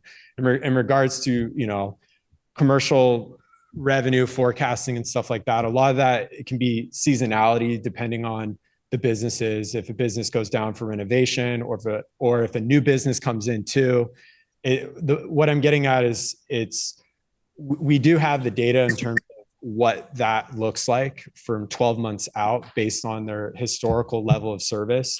But it's also important ensuring that it is the appropriate level of service with our commercial businesses. And we make it a point with a lot of our drivers to ensure that recycling, especially garbage, is handled, because with commercial, it produces a lot more volume of waste than typically a residential household. And it gets more complicated with routing logistics if they're going 2 or 3 times a week and so forth. So those are my comments. So, thank you. Thank you, Gene. Okay, so we're going to open this up now to the town council for discussion and a possible motion. Who would like to start us off? Of course. Yeah. Are the rates uniform from neighborhood to neighborhood for residents? That's my understanding. You want to, Rebecca?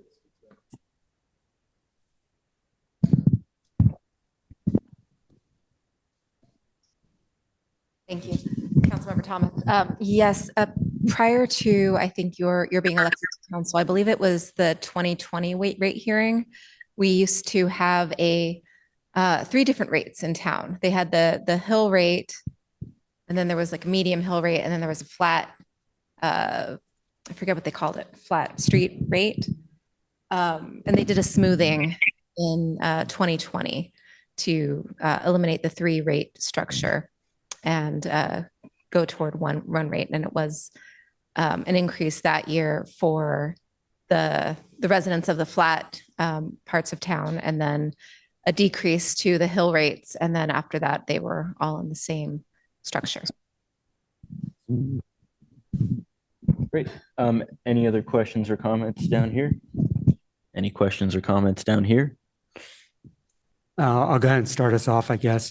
I don't think anybody likes to have fees raised at all. I know I don't, but I think if I heard Amy correctly and listening to some speakers, that we're contractually obligated to increase the rates to what they want on their application. It's all supported by R3, which is an independent company that has documented all the supporting documentation as far as labor, all the expenses that are in there. So I think we're contractually obligated to support the increase. A couple other things. I would like to see, though, us do more PR around the affordability program that you have.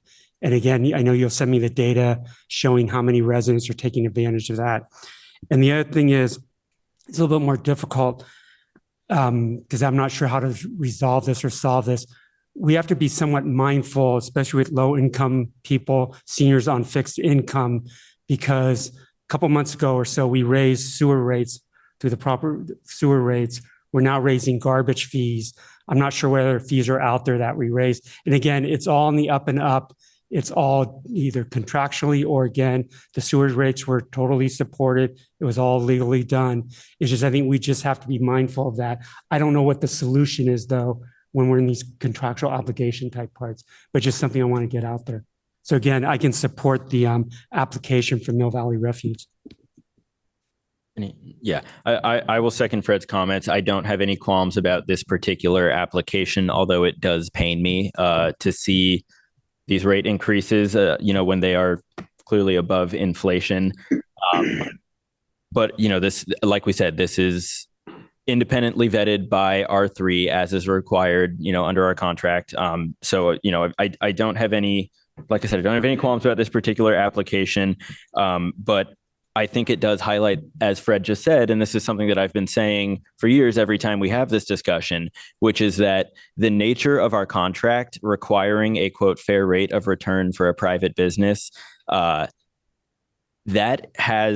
necessarily has the effect of incentivizing a higher cost of service, right? If they're guaranteed a profit margin, and this is not a knock on Gene or MVRS. You guys are a good, honest company. I appreciate the work you do, but this is just, I'm venting my frustration about the contract structure that we entered almost 20 years ago. And I think that these comments are especially important now as we sort of enter into the sunset period of this contract and start thinking about what comes next.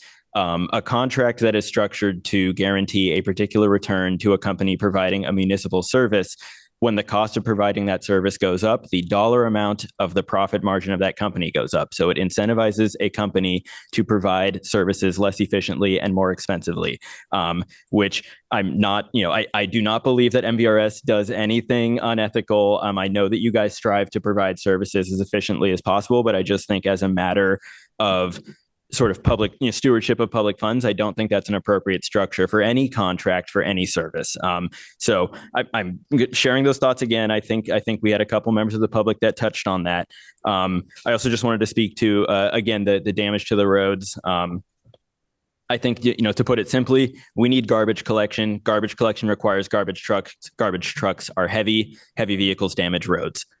So that, that is what it is. There isn't much of a way around that. But what we do, this franchise fee that we're talking about, this is part of the contract. It's essentially a surcharge that we, the taxpayers, charge MVRS, and MVRS pays, the taxpayers a chunk of money. The idea being that this is the money that is basically compensating for that road damage and is being reinvested into fixing the roads. So I just wanted to illustrate that one more time clearly, just so folks understand sort of how that piece of the puzzle gets accounted for. But with that, again, it pains me, but I have no substantive qualms about the particular application, so I'm happy to support it. Maybe not happy, but I will support it. Any other questions or comments from council members? Yeah, I wanted to say a few things. One, thank you for supporting union labor and doing a 15% raise in a time of ongoing increase in costs. We've seen it across all the services and all the employees. And I think that garbage service is an important service to communities, and they should be rewarded as well for their hard work. And also, I do want to address this idea of tagging inflation to the idea of garbage service, right? These are people. He said that the major cost is services provided by people, and they're throwing away last year's product, which is what inflation is based off of, the 2% increase of garbage. And so, I don't actually agree with that as an assessment of how the fees should be set. I think it's about paying a living wage. And I think it's about having professionals that know how to drive the trucks, how to provide good customer service, respect our roads, be safe and courteous around children during school time, stuff like that, right? Like I do hate that everything right now is going up, but that is not their fault. That is the result of the entire economic macro condition of the world right now. And so I'm not going to blame it on the garbage hauler. And in fact, they have taken more pressure on fiscally than anybody else because China's not buying the garbage and saying that they're recycling it anymore, right? That was another discussion we had about that.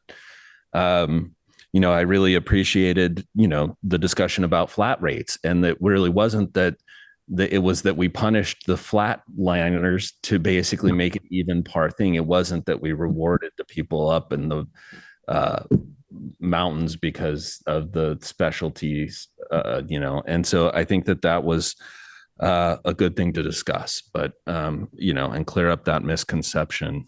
In general, I can also just make the findings for the 7.3%. I do want to recognize I have listened to your father, and we've negotiated and talked about things over the time, and with you too, and your general adoption of things that really interest the council about sustainability and about the future of garbage collection is really encouraging. And I really want to say, I see you fully own that. And I hope that the residents actually understand what a big change that is and what that'll mean for us in the future. Right. And I do want to address your comment about, because we live in a capitalist society, right? But then we provide socialist services, and, it's not communism where they're working for free. So how do you basically incentivize through profit, but basically restrict their ability to basically fluctuate to the point that a publicly needed service cannot be offered, and monitored, and basically.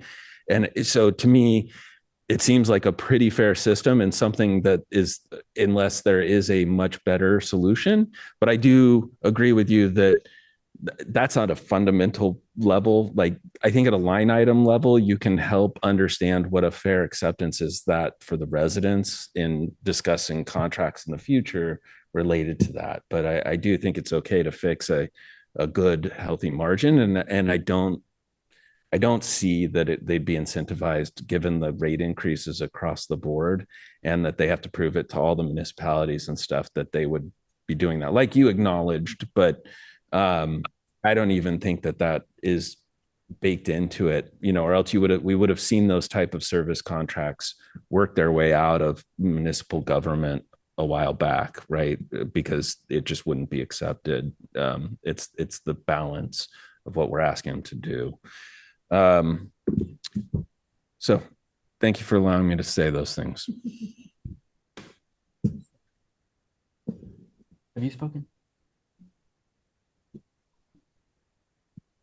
Okay, sounds good. Would somebody then, I think we've all spoken, right? Does anybody want to make a motion? I move that we adopt resolution number 2024, approving the base rate change application of Mill Valley Refuse Services, Inc. To enable a fair rate of return as required under the existing franchise agreement by increasing by 7.39% the current maximum rates. that may be charged for delivery of solid waste collection and dual stream recycling services with rates and terms and conditions effective July 1, 2024. Do we have a second? I'll second it. Oh. Either. Okay, Councilmember Casissa? Yes. Councilmember Lee? Yes. Councilmember Thomas? Yes. Vice Mayor Ravazio? Yes. Mayor Beckman? Yes. Thank you. The motion carries. Thank you. Thank you, Jean. Appreciate it. Thank you, Jim. Appreciate you being here. Thank you, staff, for the report. We're going to move on to item 5B, which is the first reading and possible introduction of an ordinance amending the Corte Madera Municipal Code to clarify and simplify design review and zoning regulations. And we will turn it over to staff. And if I can just quickly announce that we are Yes. going to be hearing from Phil Boyle, sorry, did you want to mention anything, Amy, on this? I'm sorry. Oh, okay.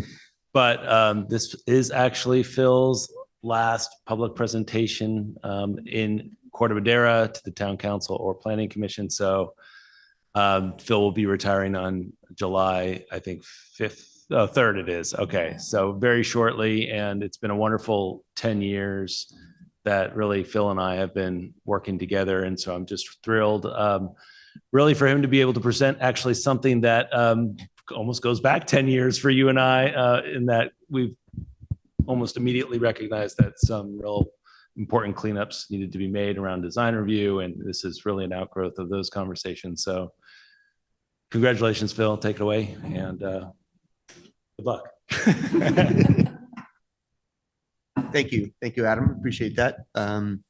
Mayor Beckman, members of the town council, pleasure to present to you again for the last time. And it's been a while. So great to be here and also great to have Tracy here, who we've worked on this together for about 1.5 years. And it's been a great project to wrap up my career with. And so what we are doing is we have worked closely with the Planning Commission and with the community to propose amendments to the Corte Madera design review regulations and provide you with a draft ordinance of the changes of those regulations. And so Tracy and I have a PowerPoint presentation for you. I'll start out with the first half and Tracy will do the second half. And so first slide, Lorena, thank you. Just a little bit of background. Like I said, we've started this back in September of 22. We've had 8 public meetings with the Planning Commission and discuss a whole variety of different topics. And we've also had 2 specific workshops, one particularly focusing on the Christmas Tree Hill neighborhood back in June of last year. We wanted to get their input because some of the regulations regarding design review are different if you live on the hill versus anywhere else in town. We also, just earlier this year, we had a special workshop just for folks in the flood zone. It's been a goal of the council and many people and many staff members to try to support people to elevate their homes and try to make that process as easy and inexpensive as possible. So we had a special meeting with them back in April of this year. And all those meetings were quite well attended. They were all publicly noticed. One of the early meetings, we had a number of architects come in and give us direct feedback on what architects, how they like the design review process, what works, what doesn't work. And again, I want to thank Tracy for all her great work in working on this together. The purpose this evening is for us to present you with a staff report, giving you an overview of the amendments to the zoning ordinance, focusing on policy for design review, clarification of some of the existing regulations, and structures and changes to the structures in the code that we have made. As a recommendation or options for you this evening are, one, to introduce the draft ordinance to the amended portions of Title 18 of the Corte Madera Municipal Code, which is the zoning section. So that is one option. Another option is to propose modifications to the ordinance that we have presented to you. That's in your staff report as an attachment, and ask us to come back with changes to that ordinance. or direct us to go and provide different additional information and analysis and return to you with more information and more study. Next slide is just a brief, I imagine majority of people know what design review is, but design review is basically a planning entitlement that one may be required to do before one gets a building permit. So there's more, if you're a resident, an applicant, you want to do something to your property in the town of Corte Madera, broadly speaking, you go through two processes, or maybe one, but if you go through two, you go through the planning department first, and then you go through the building department. If your project is of a significant size and we think it will impact the neighborhood, then you go through design review. If it's a small project, you go through staff level design review, the neighbors get noticed, and 6 to 8 weeks is the process. If it's a larger project, your design review application goes before the planning commission, which is a public body, of course. And that's more or less, it's a discretionary process. Some can be quite simple and some can be quite complex. Next, the focus of our staff report is we're focusing on the different changes we've made to the ordinance. We've changed a total of 12 different chapters, which are all listed there below. Some changes are quite minor. Some are much more larger and in more detail. Lots of cleanup was done because this ordinance hadn't been updated since 1994, I believe, or less. So touching on the next slide, edits to the residential design review thresholds. Before, it was always kind of cumbersome. We always said what was exempt from design review, not what was required. And so we changed that and says, if you're doing this, this, and this, you need to go through design review. And if you're not doing that, then you don't need design review. So we just clarified that. We clarified area. We cleaned up some of the numbers and basically just make the whole document more user-friendly for staff, applicants, and decision makers, and easier to navigate. One kind of specific one, the first sort of specific thing we got into was addressing, next slide, Lorena, if you could.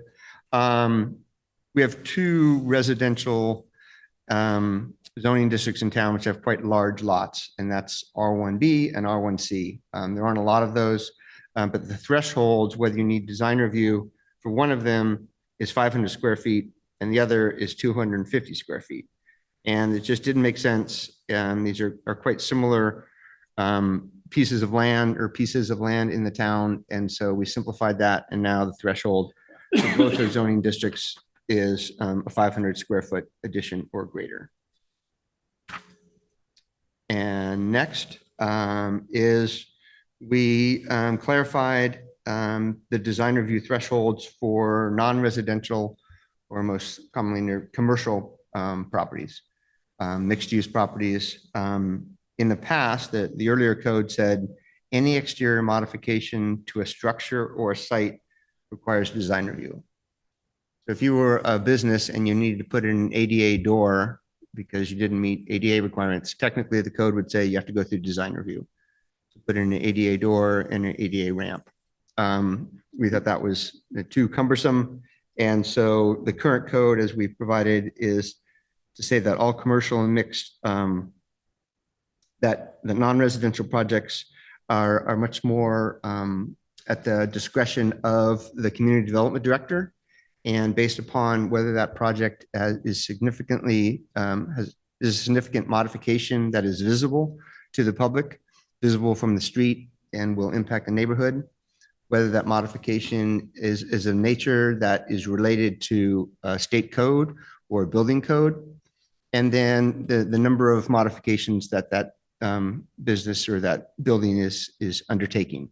And so those things are looked at. So it's not just black and white. If you're changing the outside of your commercial building, you have to go through design review. So that's kind of the first half of our presentation and some of the changes. And I'll hand it over to Tracy for part 2. Thank you. Good evening, Mayor Beckman, council members. My name's Tracy Hegarty, and as Phil said, we've been working on this for quite some time. And I'm just going to carry on from what he's been describing, outlining some of the changes that we're making to Title 18, the zoning ordinance. As Phil mentioned at the beginning of the presentation, there are special requirements that apply on Christmas Tree Hill. There are many, and there's two in particular that we looked at with this draft ordinance that's before you tonight. The threshold for design review on Christmas Tree Hill is very low. An addition of 100 square feet or more requires a design review. Whereas elsewhere in other parts of Corte Madera residential zones, you can do an addition of 250 square feet before you need a design review application. And so we looked at that. Also applicable to Christmas Tree Hill are special design review findings. There are 9 design review findings for regular design review that applies all over town. And in addition to those 9 findings, there are 11 additional findings that are made for design review projects on Christmas Tree Hill. A lot of those findings are repetitive of each other and repetitive of findings already being made for quote unquote regular design reviews. So we looked at that. And the consensus from the commission and from the public, and in particular, the Christmas Tree Hill neighborhood workshop that we held in 2023 is that we should be making changes to these regulations and that the threshold for design review on Christmas Tree Hill should be the same as other single family residential zones. And that's the 250 square foot threshold. And that the repetitive design review findings should be edited. And so you'll see that reflected in the draft ordinance tonight. If I could have the next slide, please. And of course, there are changes related to recent state law. One of those state laws is Assembly Bill 1308, which was effective in January this year. And that essentially that Assembly Bill prohibits public agencies from requiring additional parking when a single family home is renovated or expanded. So we have a lot of non-conforming parking in Corte Madera single car garages. So when now under state law, we can't require them to provide the additional parking space. Our zoning ordinance needs to be modified to reflect that and be consistent with state law. The second piece of state legislation is Senate Bill 234, and that's been effective since 2019. And it says that counties and towns and cities cannot require a use permit for large family daycare. Our zoning ordinance does require the use permit. So obviously, as required by this Senate bill, we are proposing some changes to the residential chapter to remove our requirement for use permit for large family daycare. If I could have the next slide, please. In 2009, we adopted some changes to the zoning ordinance in different places, and erroneously, the variance findings were omitted and therefore deleted from the municipal code. We're obviously proposing to edit our variance chapter to add those variance findings back into the zoning ordinance. The next slide is there's a big piece of changing in our design review chapter 18.30, and that change generally they fall into 3 categories. The first would be to consolidate our regulations into one chapter for ease of use. Right now, design review threshold is sprinkled throughout each residential zone, in each non-residential zone. And so we're pulling all of those out and putting those regulations all together into 18.30, which not only makes it easier to use, but makes it easier in the future to change. If we need to change, we're just going to change one section versus the 8 to 10 different sections. The second kind of general category that our changes to the design review chapter fall into is, as Phil stated previously, we're going to clean up some of the language that we use to talk about design review to make it easier for our end users to understand, saying when a project is, when a given project design review is required for versus when it is exempt, using round numbers. Instead of additions less than 15 feet, we're saying 15 feet and up, 250 square feet and more. So cleaning up some of the plain language of the code to make it easier to use. And lastly, the third category that the changes to the design review chapter fall into is related to projects in the flood zone. There is a common project in our special flood hazard areas is to raise the finished floor of the home above base flood elevation. And right now, under our existing code, that requires design review approval. And what we've have in this draft ordinance, and this is in section 22 of the ordinance, almost at the end of it, is we've carved out some language that would allow these types of project, the FEMA lift project, to occur without design review approval, provided that certain criteria are met. And if we could have the next slide, I can talk about what that criteria would be. So again, we would allow projects that raise the finished floor above base flood elevation without design review if the overall maximum height is 22 feet in height or less. If the finished floor of the home is raised no more than 3 feet above base flood elevation, what's required is 1 foot. So we're giving some flexibility for those that choose to go a little higher than that. The projects can include additions of new floor area, and you can include up to 250 square feet of new floor area when you also raise your house, and you still wouldn't need design review. And the reason for that is if you don't raise the house and you add 250 square feet or less, you don't need design review. So we're incentivizing people to include raising their house as part of those projects because it wouldn't then trigger design review like it does today. The other criteria that a project such as this would need to meet is related to the exposed foundation wall. When a house is raised, oftentimes there's a concrete face, a facade that's exposed at the front of the home. And when that exposed exterior foundation wall is greater than 3 feet in height, the applicant would choose from a menu of items to screen that foundation. They would apply the exterior finish material onto the exposed foundation to a certain extent, or they would apply a change in finish material, or they could elect to add landscaping in front of the exposed foundation wall or the landscape planter. So we're trying to give applicants a choice of how to address this condition if it occurs. And this is not to say that somebody has to do all of these things, that they couldn't raise their home to a height greater than 22 feet in height. They could. They would just need design review for that particular project. Or if they add a second story, right, that would, or an addition more than 250 square feet, they can do that. Just need to have design review at that point. And it just real quickly take you through a couple of examples of these FEMA lift projects that now under the proposed ordinance would be exempt from design review. This one, they raised the home 2 feet to 11 NAVD and to a height of almost 20 feet in height. A project like this would be exempt with these new regulations in place. And then next slide shows. That project did need design review when it went through? That's correct.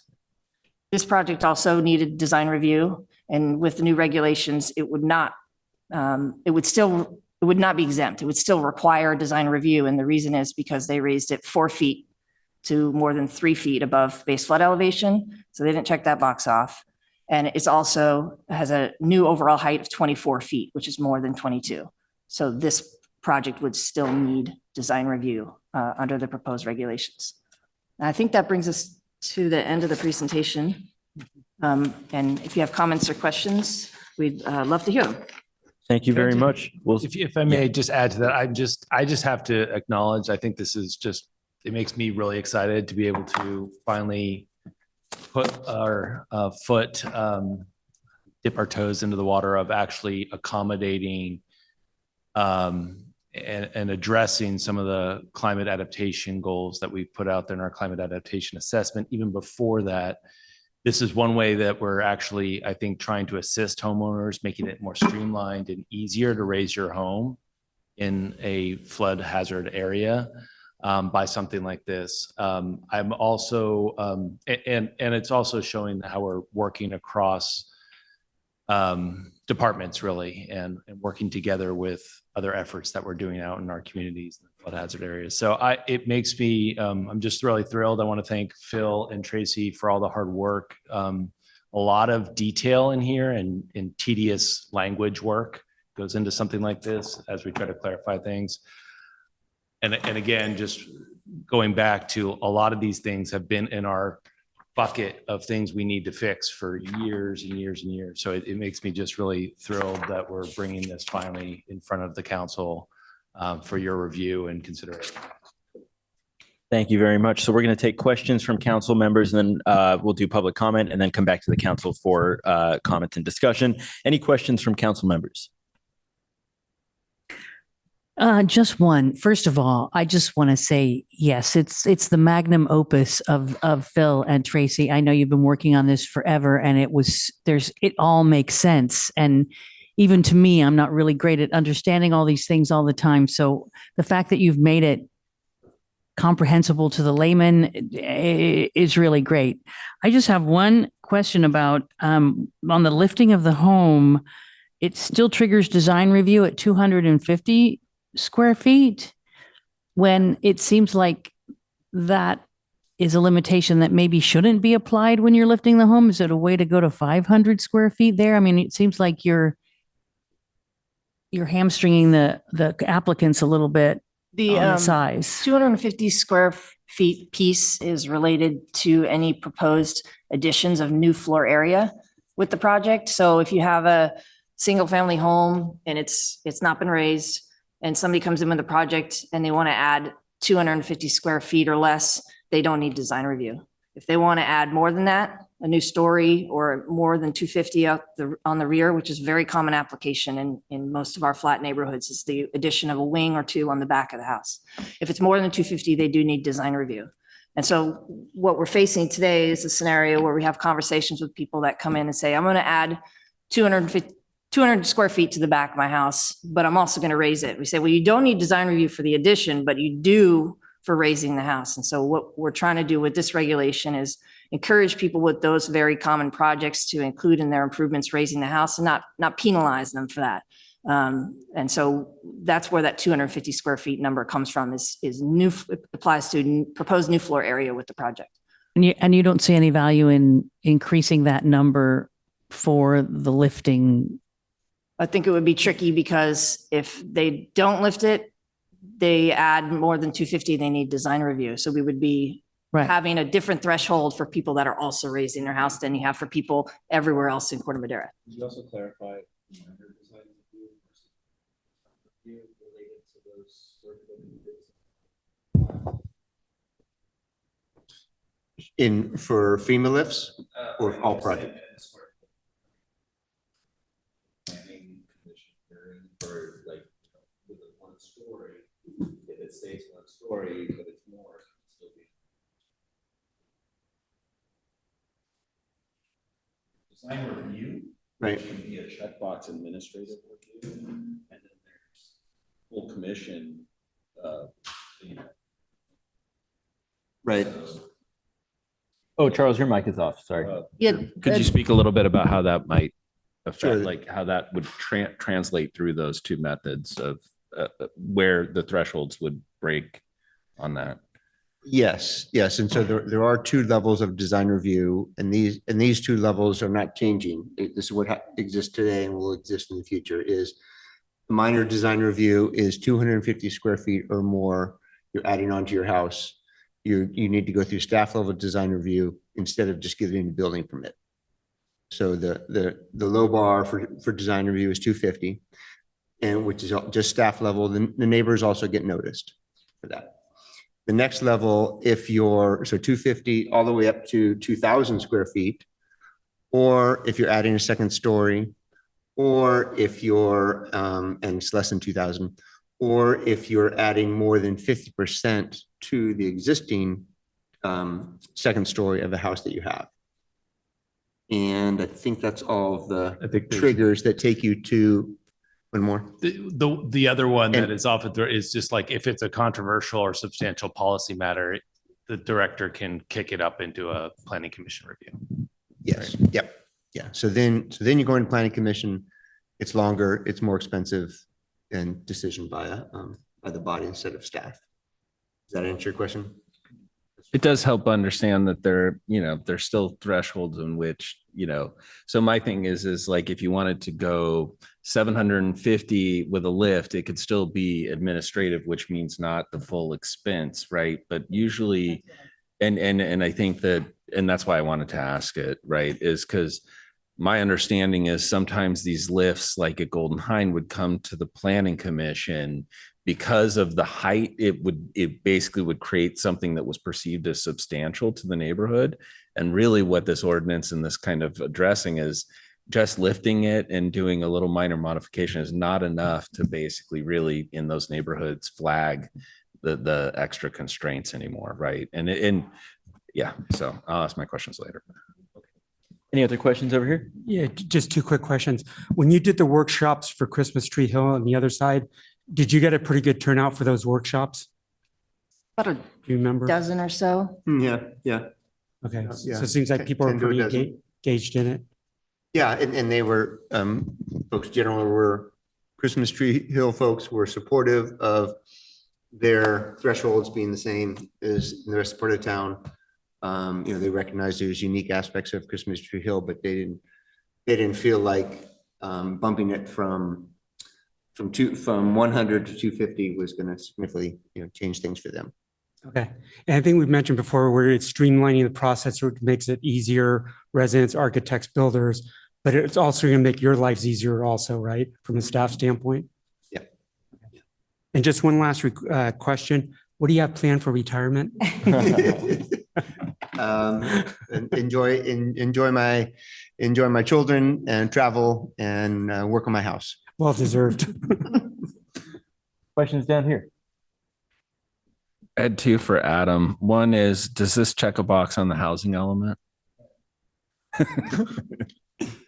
No, it actually, no, it doesn't. It doesn't. But so I thought the housing element related to the flood, like basically addressing flood, or is that really a climate? This is a action? climate adaptation checkbox for sure. And I think it's worth noting, this wasn't taken lightly. There are real issues that we're going to have to get used to as a community in terms of houses that are going to be even single story houses. Some are going to be up higher and others are going to be lower. And there are potential,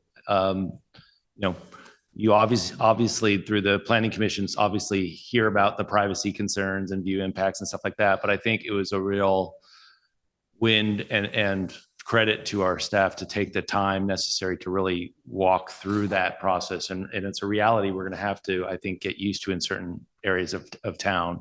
And so that's another reason why I'm also think this is a sort of a dip your toe in, but it's an important step to take. I also saw you smile very widely about the 2009 variance edition. Can you explain a little bit about why those variances were important, or why that would be a good? Well, no, what this that goes was back about? again. This is one of those things where we start to read the code and you just realize there was just a miss in administration of actually including the variance findings in the code itself. It's just, and so it's finally you get to like actually take care of that. And a lot of these cleanups were related to that, I think. So yes, very happy to see us just make it a complete document again. Great. Thanks. Great, thank you. And I have no questions, so we're going to open this up for public comment. Any members of the public who would like to comment on this item who are with us in person, please go ahead and come to our podium here. If you are on Zoom and would like to comment, please go ahead and put your hand up. Members of the public will have 3 minutes apiece. Not seeing anybody in person come to our podium. Do we have any hands up on Zoom? We do. We have a hand raised from David McPherson. Great. Good evening. First and foremost, congratulations, Phil. Thank you for many years of hard work. I've often thought that the Planning Commission are some of the hardest working volunteers in the city. And I think that this effort to change the code so that it makes it much easier for applicants, architects, and particularly the Planning Commission to understand how to apply the standards is great work.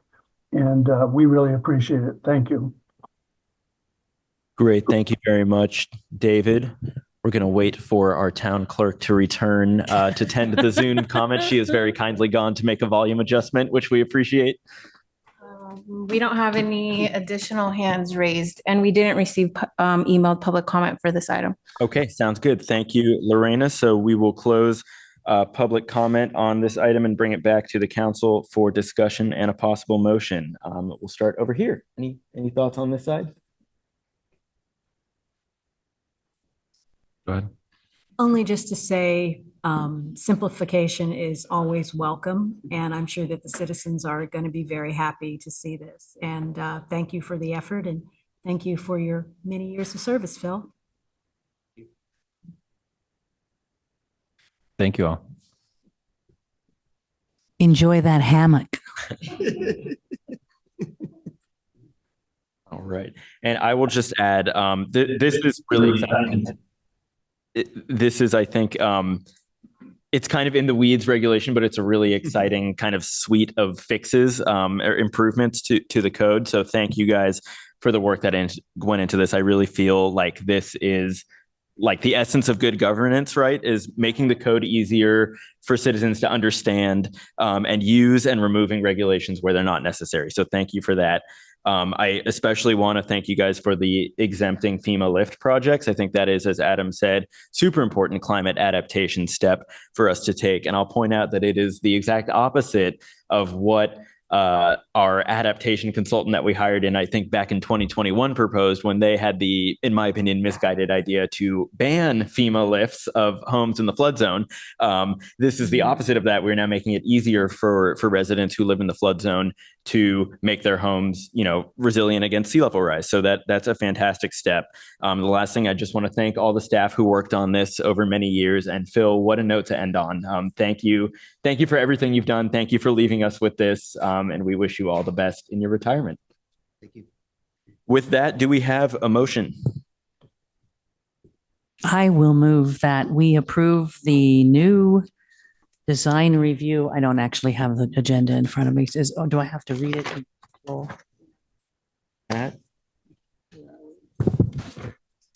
Pat is moving the introduction Of ordinance amending Title 15 Buildings and Construction of the Corte Madera Municipal Code by repealing Chapter 15.25. Oh, No, it's wrong it's one. 5B. All electric, not the right one. I'm so sorry. We're just fast forwarding. Come on, Fred. Yeah, really. Try that one. How about this one? So we would like to I want to move that we introduce the ordinance amending Title 18 zoning of the Corte Madera Municipal Code to clarify and simplify design review and zoning regulations. Second. Councilmember Casissa? Yes. Councilmember Lee? Yes. Councilmember Thomas? Yes. Vice Mayor Ravazio? Yes. Mayor Beckman? Yes. Thank you. The motion carries. Great, thank you. We'll move on to item 5C, which is first reading and possible introduction of an ordinance amending Title 15 of the Corte Madera Municipal Code, repealing a chapter requiring all new construction, all electric construction for new buildings. And I believe, are we planning to combine this report with 5D as well? Okay, so this is also going to be a report on item 5D, and that item is the first reading and possible introduction of an ordinance finding that the adoption of the ordinance is exempt from environmental review pursuant to CEQA guidelines, amending Title 15 of the Corte Madera Municipal Code by repealing Chapter 15.08 and adopting a new Chapter 15.08, amending the 2022 California Energy Code to require higher energy performance for certain single-family projects. I'm going to kind of shorten this and say I think 5D is with respect to regulating whether the sustainability of renovations of existing projects. And I'm going to turn it over to staff to really put some color to both of these items.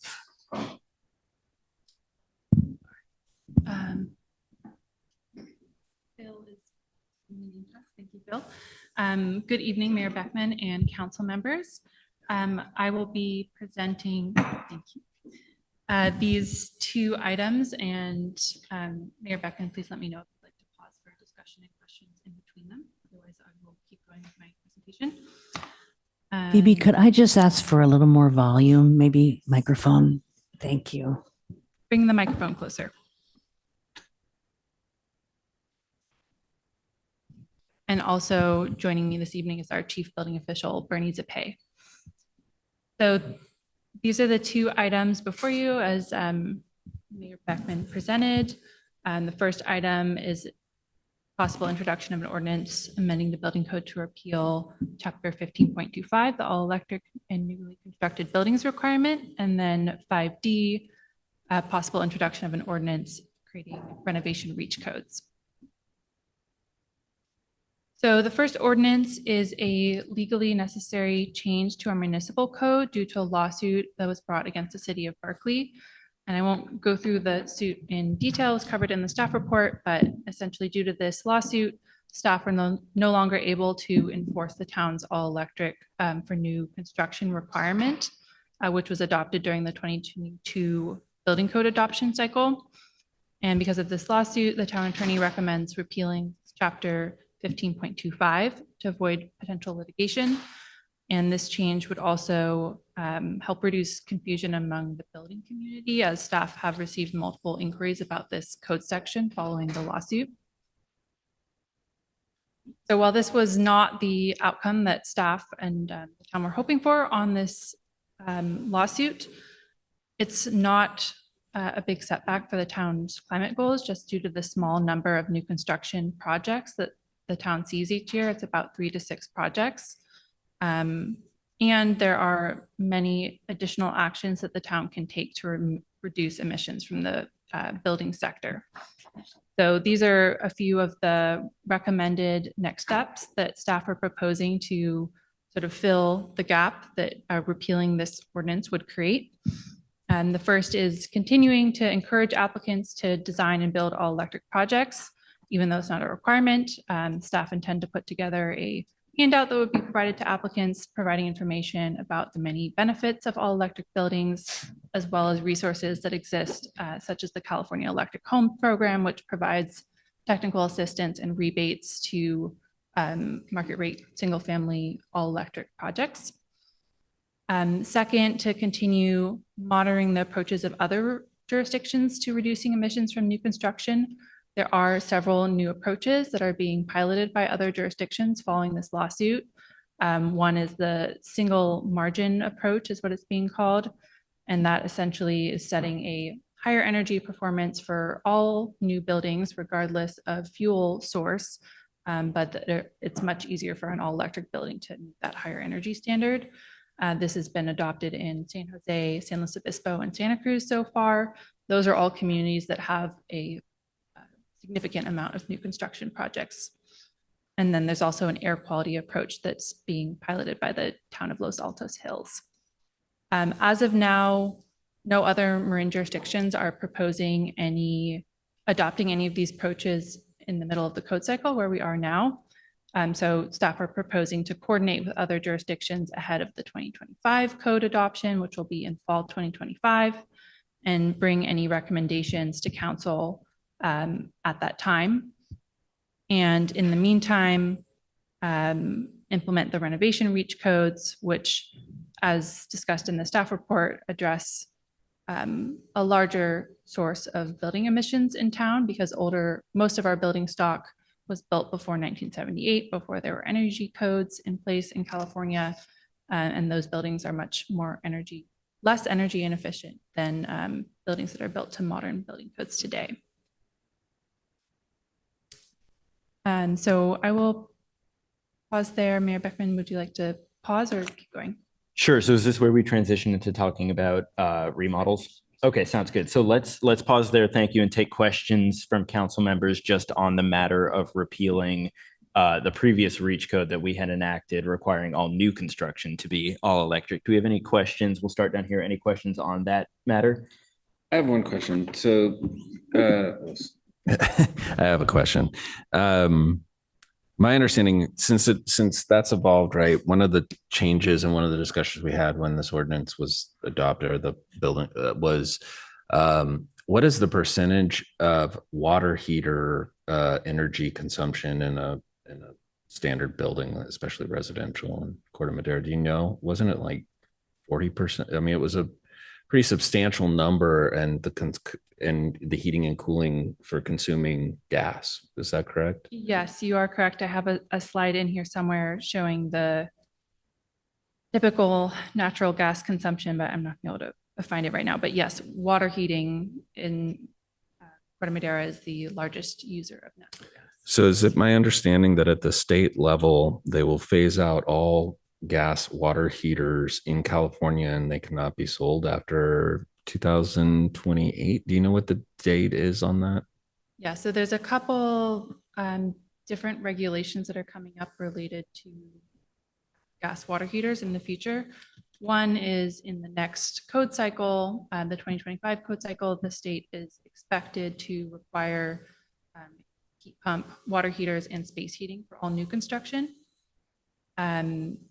Separately, the Air Resources Board, both at the state level and the local level, the Bay Area Air Quality Management District, they both adopted regulations that would impact both gas water heaters, the sale and installation of both gas water heaters and space heaters in the next few years. So in the Bay Area, the Bachman regulation is 2027 for water heaters. Right. So is that installation, but it's also sale, right? Is that my understanding?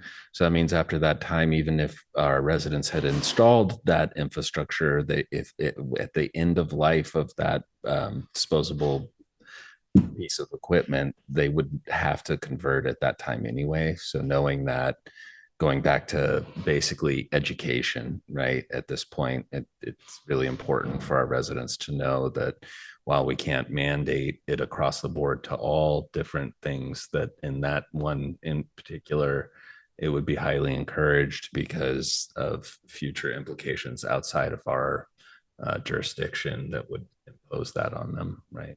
So I just wanted to make sure that was clear in my understanding. Okay. Thanks. That's all the questions I have for right now. Thank you. Any questions, Rosa? Just piggyback, and clarifying. 2025 heat pumps would be required in new construction. Yes. So actually, currently, there is a heat pump, and Bernie, correct me if I'm getting this wrong, the baseline for new construction is heat pump for water heating in most climate zones. In the next building code, they're proposing to also add heat pump for space heating as the baseline for most climate zones. Okay. And then again, for the basically outlying gas heaters, is that going to be in 2025? When is the point when they can't be sold anymore? So the regulation that was adopted by the Bay Area Air Quality Management District is for 2027. And it's BACMED is undertaking an extensive engagement process right now to vet that regulation and make sure there's processes in place to support that. So there will be further discussion on that matter. Okay, thank you. Thanks, Rosa. Questions down here? Just one for me.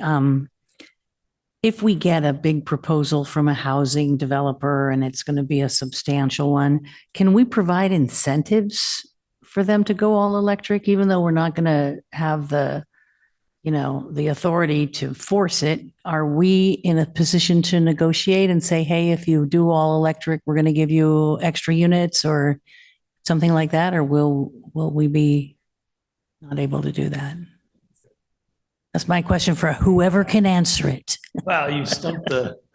Did I stump you? I don't think incentives in that respect of that substantive of like additional units. I mean, there's plenty of other options there for developers to get. But certainly,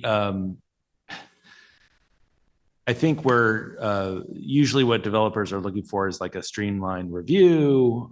That is helpful, which frankly, if we had a project like that, we'd be doing that anyways. Good. That's kind of what I wanted. But there aren't current financial incentives other than a sort of a time way that we could sort of just say, we're going to elevate this to the front of the line sort of thing. Yeah, well, yeah, I mean, it's not something that it's currently, anything that we currently have. I will say we are going to be doing a fee update for all of our building fees, and perhaps that's something that could be evaluated. I'm looking at Amy, who's nodding her head. So theoretically, that could come as we sort of discuss and consider a new sort of regime of fees for our building projects. Excellent.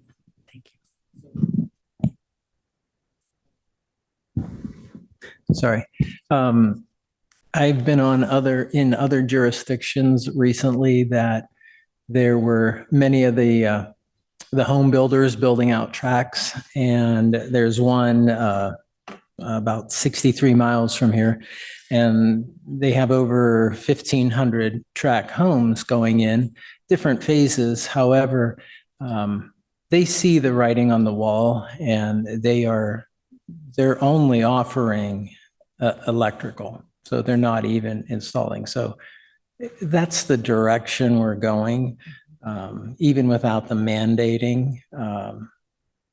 There's reason they're doing that. One, we're increasing all of it. Every single home has solar installed on it, and that's one of their selling points also. So they're going in that direction, whether they're being told to do that or not. Great. Great. Thank you. And I've just got a few questions here just to make sure I'm understanding all of the dynamics at play here. So one of the recommended next steps is continue monitoring the approaches of other jurisdictions. What is that leading towards and when? Yeah, so that is leading towards the next code cycle adoption, which will be in fall 2025. That's the next triennial code that town will adopt, and at that time also reevaluate any existing REACH codes, propose potentially any additional REACH codes at that time. And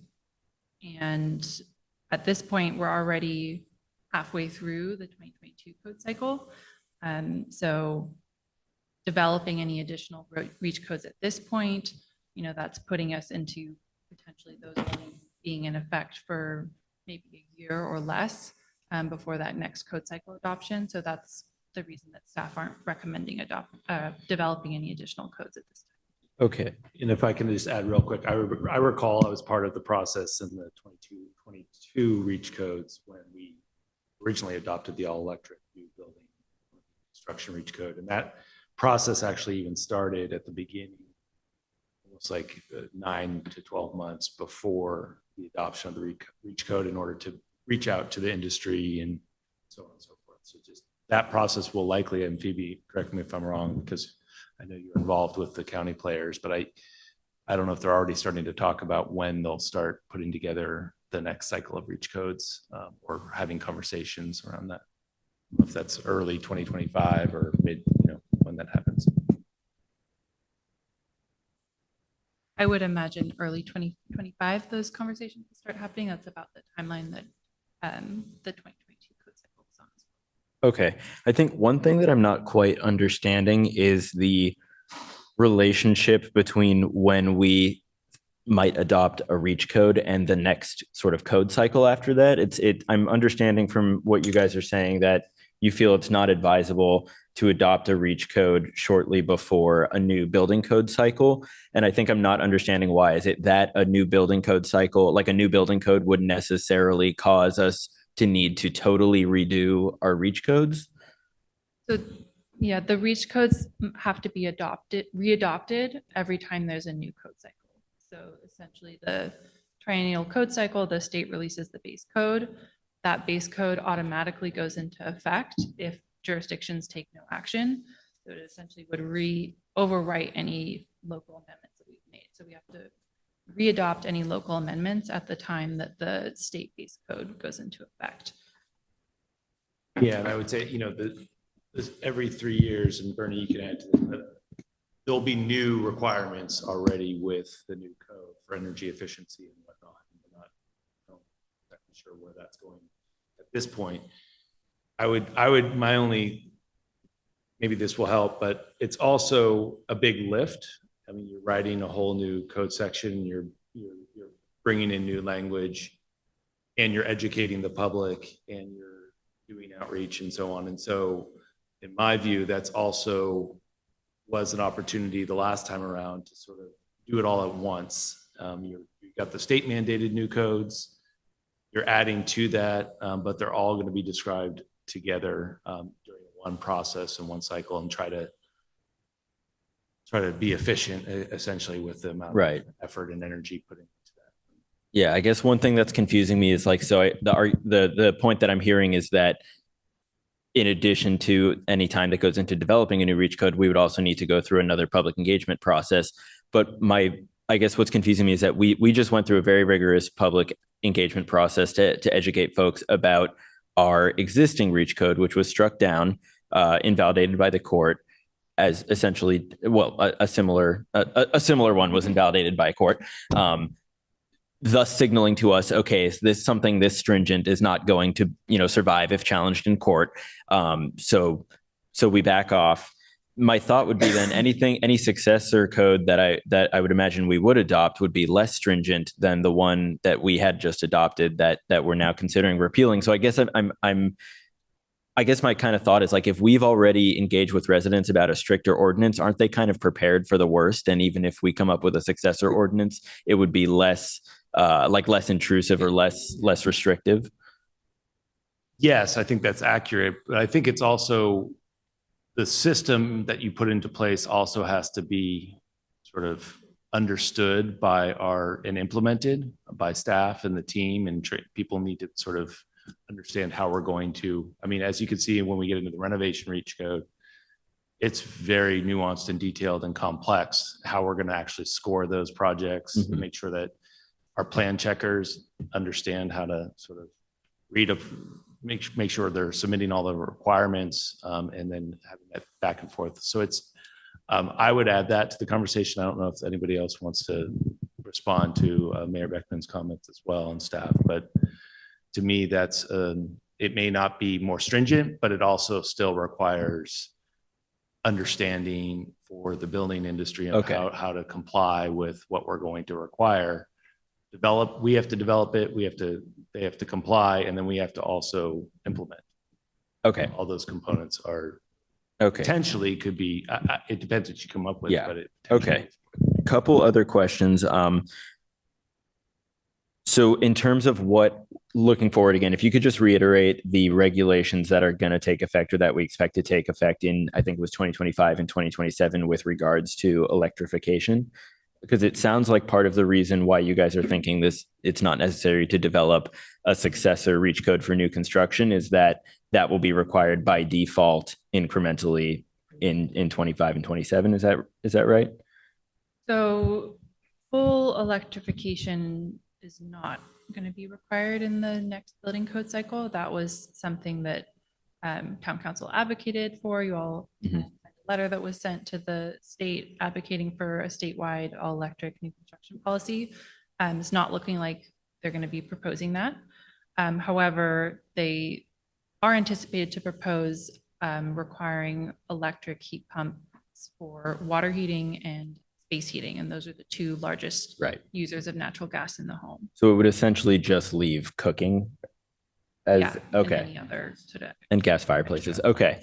And so that's what we're expecting the 2025 code to entail. And then the point that we're not expecting new development, because when I heard that, I immediately thought, well, what about our housing element, which we're planning for 725 new units, but I guess it's not. It's really just what development do we expect before 2025 or before that code cycle takes effect. Okay, that's helpful. I think those are all my questions for now. So, thank you. Any other questions before we move on with our presentation? Okay, thank you. Please proceed. We're doing this like as one item. Yeah. So this is moving on to the renovation reach codes, item 5D. And we've already sort of covered this, but just briefly, reach codes are local amendments to the state building code. So they're reaching beyond the requirements in the state code And the specific two reach codes that we'll be talking about tonight are amendments to the energy code and the green building code, also called Cal Green. Again, we've already sort of talked about these, but reach codes are one strategy that the town can implement to help us do our part to reduce greenhouse gas emissions. They also can help improve air quality by reducing air pollutants that are a byproduct of burning fossil fuels. And they can also increase energy efficiency and therefore reduce energy bills for residents. And we're going to be talking about that with the energy reach code. And then finally, many of these code changes are aimed at preparing for future electrification. So you'll see that in both of the codes, and that's the purpose of a renovation reach code, is requiring these changes at the time of a major project where it's the most cost effective to put in conduit, wiring, and prepare, even if the transition to electric appliance isn't happening at the time of renovation, makes it much more cost effective to do it in the future. And some background on these reach codes: it has been a multi-year process to bring them to council, and they're now in their third year of review and revisions, starting in 2022, when Marin County Sustainability Team led the development of 3 model reach codes. At Town Council's direction, staff conducted additional community engagement and analysis on these codes in 2023, specifically on the renovation components, because the new construction elements were adopted in fall 2022 with the 22 building code adoption. This project was put on pause late last year due to the lawsuit in Berkeley. And then early this year in January, the decision in that case was finalized, which allowed staff to move forward with certainty on which codes could be moved forward. So the revised codes that were included in the packet were brought to the Climate Action Committee at their May 15th meeting. And at that meeting, the committee unanimously recommended that Town Council adopt the proposed ordinance. And there have been just a few minor edits to the ordinance since that meeting, which were covered in the staff report. So again, these are the 2 reach codes that are in the proposed ordinance. One is an energy reach code that would apply to single family building renovations of 750 square feet or more. And the second is an electric vehicle charging reach code that has enhanced requirements for certain renovation projects. And I'll cover each of those in more detail. So for the single family energy reach code, there's 2 components. There's a few mandatory measures, and then there's a target energy savings score. And I'll go over those in more detail, but there are a few exemptions that I just wanted to highlight. The first is for newer buildings, and those buildings are built to a much higher energy efficiency standard, so they are exempt from the ordinance. There are some low income exemptions, so was brought up during the garbage rate hearing as well. PG&E's CARE and FERA programs are available for low income customers, and those resident owners enrolled in those programs would also be exempt from some of the requirements of this reach code. They would still be required to install the mandatory measures, but not meet the target energy savings score. And then there's an additional exemption for really unique situations that we can't anticipate at the time of adopting this code, but really just to provide some flexibility there. And as mentioned in the staff report, staff will be implementing an exemption form process to standardize those requests.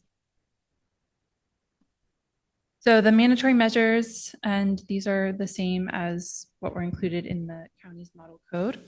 There's lighting measures, so requiring all lights to be replaced with efficient LEDs and installing photocell controls on outdoor lights so they turn off during the day automatically. There are electric readiness measures only for specific project scopes and when those components are already included in the original project scope.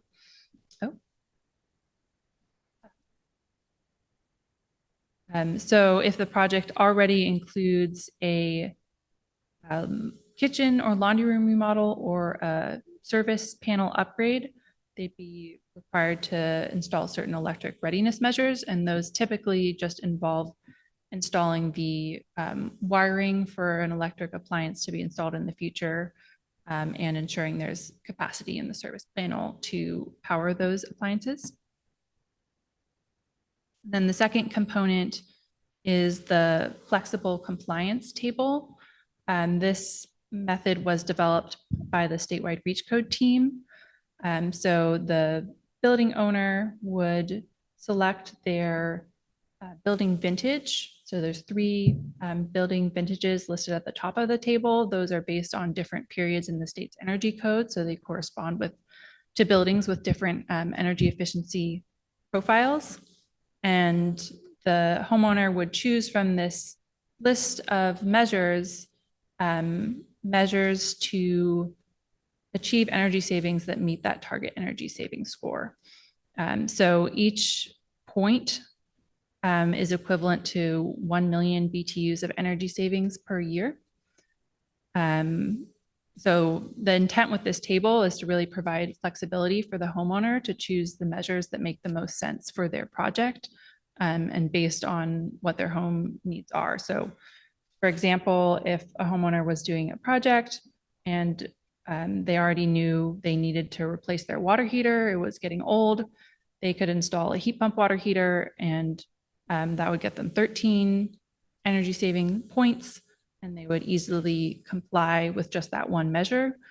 If they were in a different situation, they didn't need to replace any appliances, but they're opening up a lot of walls, and there's several insulation measures included there. And so choosing a couple of those could also add up to meet that target score.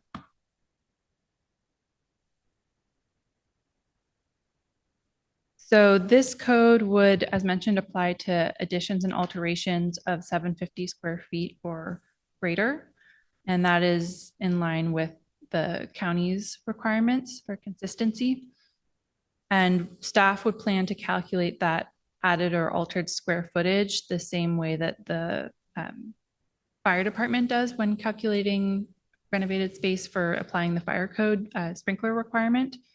So alterations such as moving or replacing a wall, removing wall coverings, would cause the affected square footage to count towards that threshold, and minor changes and exterior work would not count towards that threshold. This is an example of a project that would have been required to comply with this code. As you can see, it's a pretty substantial project affecting multiple rooms in a building. And this particular home was built in 1955. So that's exactly the type of building that we'd be hoping to target with this REACH code. And staff don't have an exact number on how many projects this would affect each year. We're estimating 30 or fewer projects. Some other jurisdictions have altered that threshold level to essentially capture more projects, but staff felt just with the data that we have available and not knowing how many renovations projects are at what square footage each year, that it would be best to start with the county's level for consistency and then monitor implementation over the next year or so prior to the next code cycle and suggest any modifications at that point. The second REACH code is the Electric Vehicle Readiness and Infrastructure Renovation REACH code. Town Council adopted the new construction EV REACH code during the last triennial code cycle adoption. However, since then, the intervening CalGreen REACH code, or the intervening CalGreen code, has been released. This is a mid-cycle change that typically includes minor changes to the code, but this year there were some big changes made to the EV requirements in CalGreen, and these are becoming effective on July 1st without any action from jurisdictions. But because we are proposing to adopt additional modifications to CalGreen to adopt the renovation REACH codes, the modifications that were made in the intervening code for new construction also become important to us. So this table is comparing the Marin County Model Reach Code, which is also, in this case, the reach code that we've already adopted for new construction EV, to the intervening code requirements. And the green yeses are where our reach code still exceeds the base code. And the other lines, the intervening code has actually gone above what town council has already adopted. And the state requires that any reach codes go above the state code. So this is the same table for non-residential. And you can see that the intervening code has made significant changes and gone beyond our reach code in several areas. So the draft ordinance in the Cal Green section revises the new construction EV requirements to be consistent with the intervening code and just maintains the areas where our reach code is still exceeding base code. And then it also adds the renovation reach codes. So for single family homes, the additional renovation requirement would be triggered if the project already includes a service panel upgrade. And in that case, the project would be required to be EV ready, which means having the additional electrical capacity and wiring to support EV charging. And this is the requirement that is currently in the code for new construction. So it's bringing renovation projects only when they already include a panel upgrade up to that new construction standard. And then for multifamily hotels and motels renovations, there would be 3 project types that trigger requirements. It gets a little bit complicated because the intervening code cycle introduced a renovation requirement for multifamily that wasn't in the code previously. So when Marin County developed their model reach codes, they just had the bottom 2 triggers. But because reach codes must go above the state code, we also needed to maintain the base code trigger, which is the first one there. So the proposed ordinance combines those intervening cycle requirements with the county's model code. It also takes into account community feedback that was received, specifically related to ensuring that charging stations were required to be installed at the time of renovation. The county's code included an option to install 50%, install conduit to 50% of altered spaces instead of, well, as an additional option, 50% conduit or 20% conduit and 5% charging stations. And the feedback we heard from the community is that during these major renovation projects, these building types should be required to actually install 5% charging stations. So just wanted to go back and highlight the community engagement that was completed, as this was one of the main asks from town council following the 2022 code cycle adoption. The staff began this engagement work in spring 2023 with tabling at the farmers market, creating a project website, and providing updates in the town newsletter and social media. Staff also held a community workshop in May that was hybrid, both Zoom and in person. And prior to that workshop, mailers were sent to all Corte Madera residents and contractors with information about the codes and the upcoming workshop. I was also advertised on the reader board outside the community center. Emails were sent to local architects, and the meeting information was posted on the Marin Builders Association event calendar. At the workshop, the town launched a feedback survey, which was open until June 16th and promoted in the town newsletter as well. And this topic has also been discussed at now 6 Climate Action Committee meetings, as well as a Planning Commission meeting. So most of the concerns that came up during this engagement process were actually related to 2 additional reach codes that were being considered at the time and are no longer feasible due to the Berkeley ruling. However, I did want to address one concern that is sort of cross-cutting, and that's related to the cost of these requirements. And it's a little difficult to put an exact number on them because the codes are designed to be flexible and to allow homeowners to choose which measures make most sense for their home. So the project cost does vary based on what measures the homeowner chooses. However, that energy reach code is required by the state to be cost effective over the lifetime of the measures. And the state reach code team has completed the studies, which were included as an attachment to the ordinance, demonstrating that this code is cost effective. And the studies actually show that the target score that we're requiring is set at about less than half of what could be required in the maximum cost effectiveness score. So a higher energy savings could in theory be required and still be cost effective. So our ordinance is set at about half of what could be required. However, there is still an upfront cost of compliance with these ordinances, which again depends on which measures are selected, but is estimated to typically make up just a small percentage of the overall project cost because these are only applying to large renovation projects.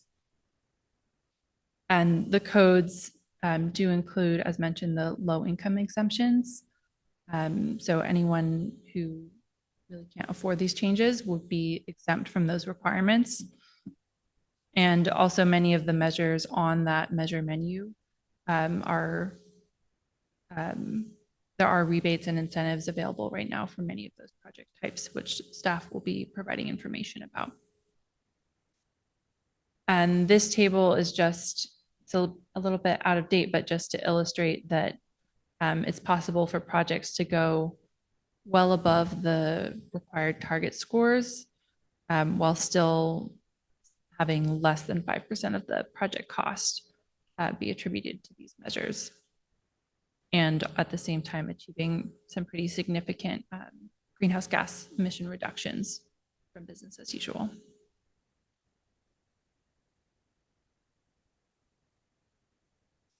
So next steps on this ordinance, after a second reading, it would go into effect 30 days after that point, except that the Energy Reach Code must be approved by the California Energy Commission before it goes into effect. And then as discussed in fall 2025, that would be the time of adoption of the 2025 building code, which would include reviewing and readopting reach codes as appropriate. So staff are proposing between now and then to monitor implementation and research potential modifications. The Climate Action Committee did have several requests for staff to research in the meantime, including the potential of adding lower cost options to that measure menu table, considering expanding the ordinance to smaller renovations, potentially with along with a reduced target energy store requirement, researching what grants might be available to support low-income residents in complying with more of the requirements that they're currently exempted from. And so those are all points that staff would plan to research and bring back any recommendations at the time of the next code cycle. And that concludes my presentation. Any questions? Great, thanks, Phoebe. And I think let's take, so it's 9:28 here. At 9:30, we're going to have to vote to extend our meeting. And I'd like to take this opportunity actually just to do a 5-minute bathroom break for council members and members of the public. So let's take a 5-minute recess. We will reconvene at about 9:33, and then we will have a vote to extend our meeting, and then we can get into questions on the rest of your staff report, and we'll take public comment and have our discussion. So we're going to go ahead and enter recess. All right, if we are ready, we'll head back into session here. We'll reconvene. Okay, so we have just concluded our staff report from staff on items 5C and 5D, which relate to repealing reach codes for new construction and potentially adopting reach codes for renovations. And we're now going to take questions from council members before Mayor, public If I comment. may, Before we- can I make a motion that we extend the meeting half an hour? I forgot. Thank you. Do we have a second? I'll second. Councilmember Casissa? Yes. Councilmember Ali? Yes. Councilmember Thomas? Yes. Vice Mayor Ravazio? Yes. Mayor Beckman? Yes. Thank you. The motion carries. Great. Thank you very much. Okay, now. Ooh, okay. Do you have enough for everyone? Thank you. Thank you. As this happens, do we have questions from council members on these two items? We'll start I down just here. have one quick one. I think you mentioned that all this has to be approved by the CEC. Do you know how long, is that a long process for them to approve this, or is it like a quick type thing? We're hoping that it's a quick thing. How do you define quick? Yeah, I don't have an exact time frame for you, but we have learned from other jurisdictions regarding the requirements for submitting to the CEC. So we're hoping it'll be a relatively smooth process. Okay, and this won't go into effect until they approve it, correct? So just for the energy reach code component, the EV reach code doesn't have to be submitted to the CEC, and so it will go into effect 30 days after adoption. Okay, thanks. Alrighty. Any questions? No? Questions, Rosa? Questions, Charles? Okay, I have no questions. So we'll open this item up to public comment. Any members of the public who are with us tonight and would like to comment on this item, please go ahead and head up to our podium here. If you're on Zoom and would like to comment, please go ahead and raise your hand and we'll bring you on. Not seeing any in-person public comment. Do we have any hands up on Zoom? We have two hands raised on Zoom, and I will say that we did receive a comment via email that was submitted to council and is available for the public to view on the website. And now we'll go to Roy Wolford and then David McPherson. Good evening. Where's the crowd? They left. So on the reach code, it needs to be realistic. It needs to be affordable.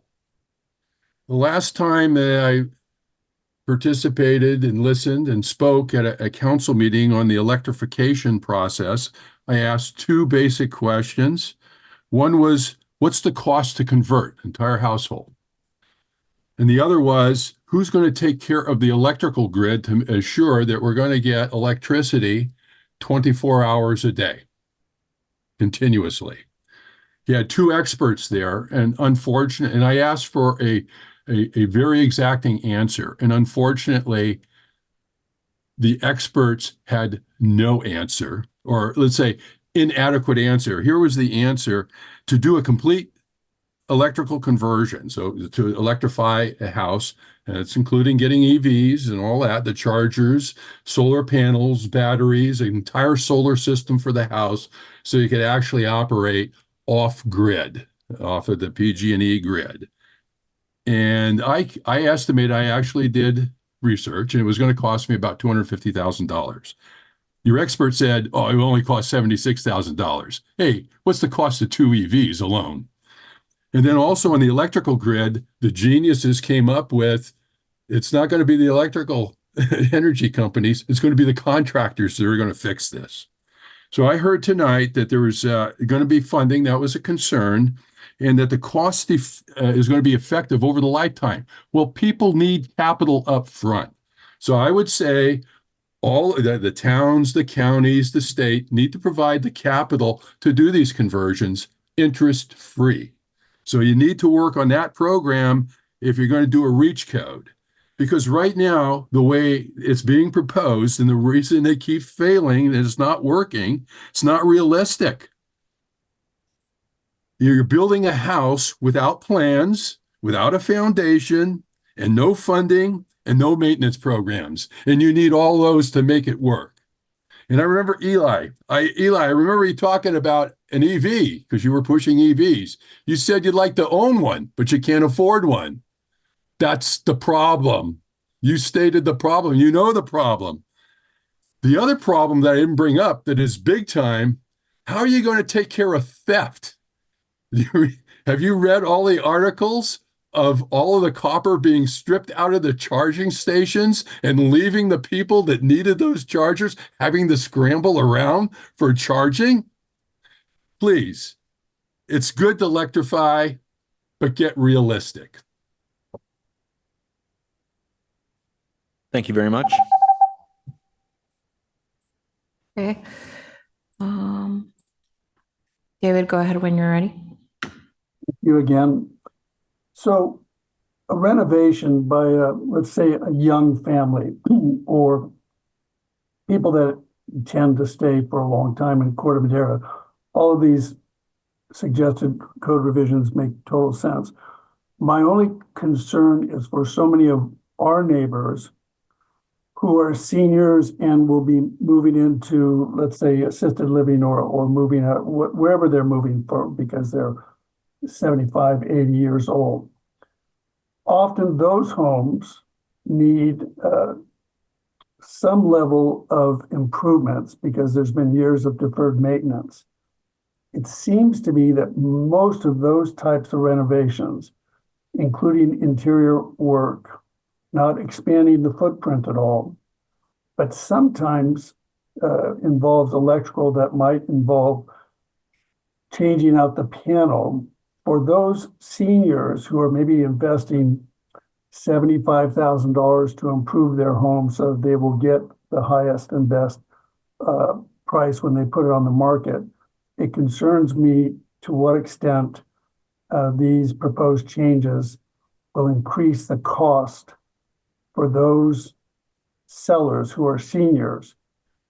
Maybe somebody can address, generally speaking, whether or not the costs will increase for that population or whether or not these REACH codes would likely not affect them. Thank you. Thank you. Lorena, do we have any other hands up? No additional hands up. Okay, and we have no in-person public comment, so we will close public comment on this item and bring it back to council for discussion and a possible motion. Would anyone over here like to start us off? I like Roy's comment. I think that we should have interest-free upgrades for this type of energy at the state and federal level to really implement it. I think that would be fantastic. So thanks for that comment. And, it is expensive to do this, but I feel like I'm going to steal your comment. It's more expensive to our children to not do it. I mean, I don't know, my car, I woke up with ash all over my Tesla today. So I think that, trying to do this as best we can, but giving the options to basically find the fiscal and specific needs of individuals within their homes is a good approach instead of a more holistic kind of ban across the board. It allows the flexibility to maybe see a little more adoption. But yeah, in general, I feel like this is outside of our own town and wanting to do the best that we can for our own town. The state's going to start mandating this. So just making sure we're in sync with it, which it sounds like we're very aligned now with it for now. And then we'll continue to evaluate it and not striking out too deeply beyond what the overall averages are doing right now, like makes it so that it's more viable without a lot of nuanced kind of inspections for building code and stuff like that, right? So I'm okay with introducing the ordinance as requested. And there was the other comment about the 720 units, right? And the electrification, right? I mean, my thing is most of those units are probably going to be rental. And I would say because of that, they're going to look for the most cost-effective ways to provide that housing to their renters, right? And not burden themselves. And gas is a second line of anything, right? Like it's much cheaper to do electrification, just one type of energy source. It's just in the past that, the cost that the consumer demanded that, but I don't know that we're going to see that moving forward. And yeah, I mean, as far as also Roy's comment about copper, I mean, if you look at the Tesla Cybertruck, the main thing they're doing that's going to make them more competitive compared to all the other electric vehicles is they've done a new backbone that basically does all the electrical transfer to the motors, and it saves 60% of the copper.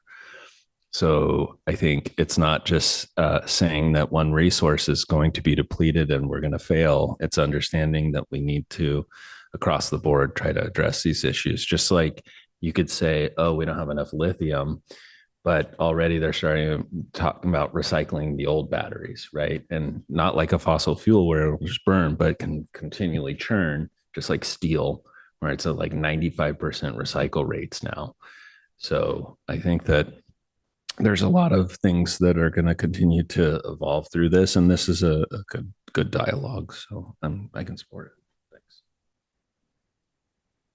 So I like the suggestions of staff. Oh, I was told to get this closer to me. You know, waiting until after the 2025 REACH codes, or sorry, codes, new building codes come out to decide what our REACH proposal will be, because a lot of the things we're thinking of, they might actually be addressed. And so I support this, you know, giving it time, you know, giving this some time, because even though, you know, the Berkeley ruling came out, it sort of takes time for the practicality of how different jurisdictions adapt to that. It takes a time for that to roll out. So we might as well wait, give it some time, and then come up with our REACH codes afterwards. So I think there's a lot of really good prudent ideas in the staff proposal. So I support it. Thank you. I just want to say thank you to Phoebe and Bernie. I know you worked really hard on this, and if it wasn't so late, we'd be all a lot more excited about it. So I just want to say thank you. And yes, I can support this. Okay. I'm supportive, super supportive of the proposed REACH codes for renovations. Thank you guys for putting that together, and big thanks to our Climate Action Committee, who I know put a lot of time and thought into that. With regards to the repeal of the REACH code, the existing REACH code for new construction, I'm trying to get comfortable with the idea of not doing anything until 2025 on new construction, with the premise that we don't expect to see much new construction in Corte Madera before the new code cycle hits and basically requires what we were planning to require anyways. I think what I'm just struggling with is like the council intent was to have all electric new construction as soon as possible. And even if our ordinance is gone, that intent remains.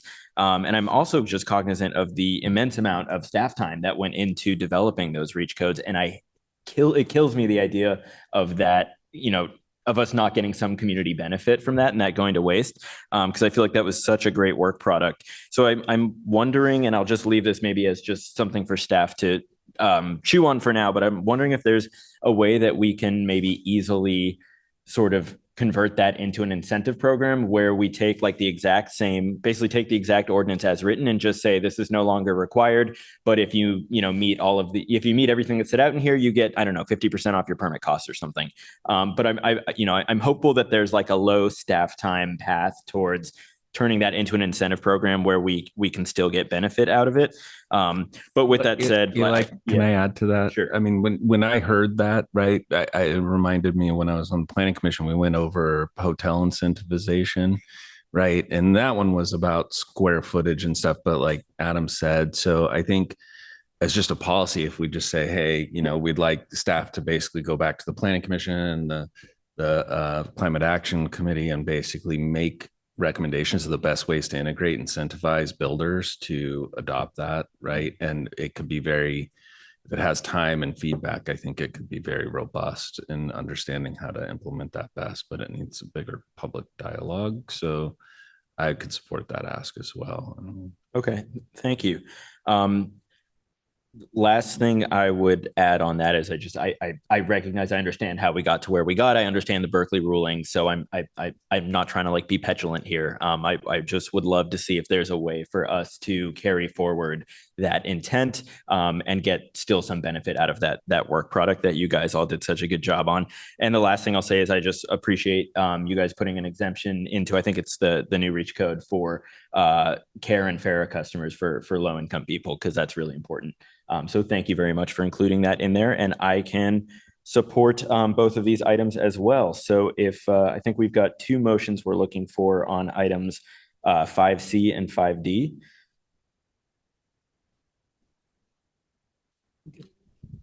We do not have a motion yet. Go ahead. You want to do it? I'll introduce the ordinance as requested, amending Title 15 to the Building and Construction Corte Madera Municipal Code by repealing the existing Chapter 15.08 Energy Code and adopting a new Chapter 15.0, amending the 2022 California Energy Code to require higher energy performance for certain single-family projects, and by repealing the existing Chapter 15.13 Green Building Standards Codes and adopting a new Chapter 15.13, amending the 2022 California Green Building Standard Code to require enhanced electrical vehicle charging infrastructure and new construction and certain additions and alterations, and adopting findings of fact supporting the amendments to the code. Second. Oh. Okay. Councilmember Casissa? Yes. Councilmember Lee? Yes. Councilmember Thomas? Yes. Vice Mayor Ravazio? Yes. Mayor Beckman? Yes. Thank And you. I That just want to motion confirm with carries. Amy, is it okay if we do one motion that encompasses both items in one vote like we just did? Great. Excellent. Thank you very much. Okay, we're going to move on to item 5E. Thank you guys. Appreciate your time. Thank I know you. it's late. We're going to move on to item 5E, which is consideration and possible adoption of resolution number 26, 2024, approving the town operating budget for fiscal year 2024, 2025. And this is an item that we previously heard at the June 4th council meeting.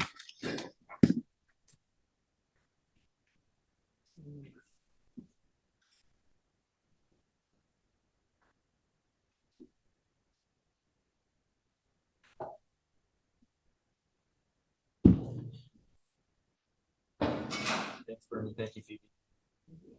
Thank you.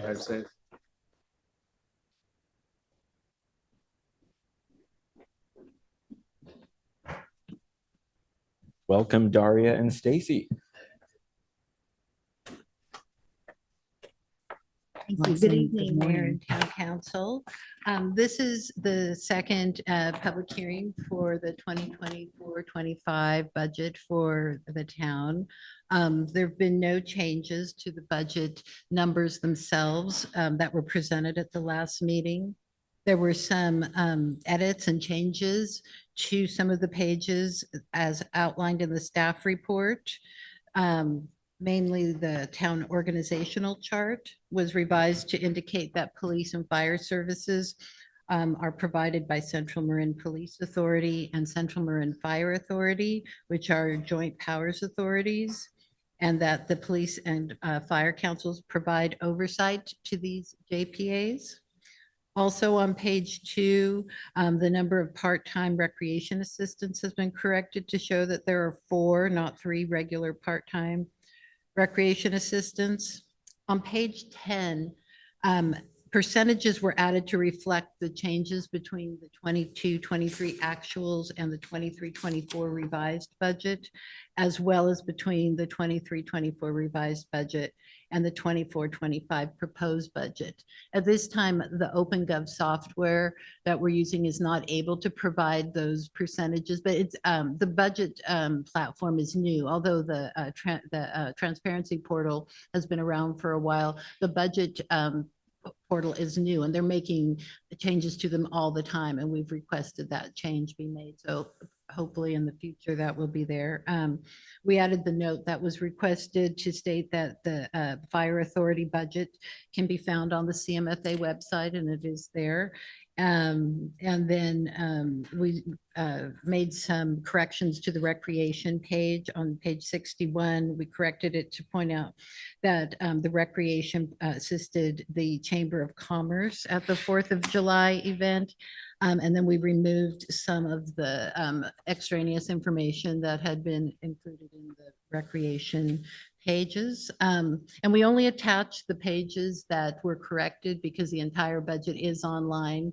And after it's adopted, it will be, the software will be able to portray it online. And there's a resolution attached to the information that you received showing that the total town budget's about $47.7 million.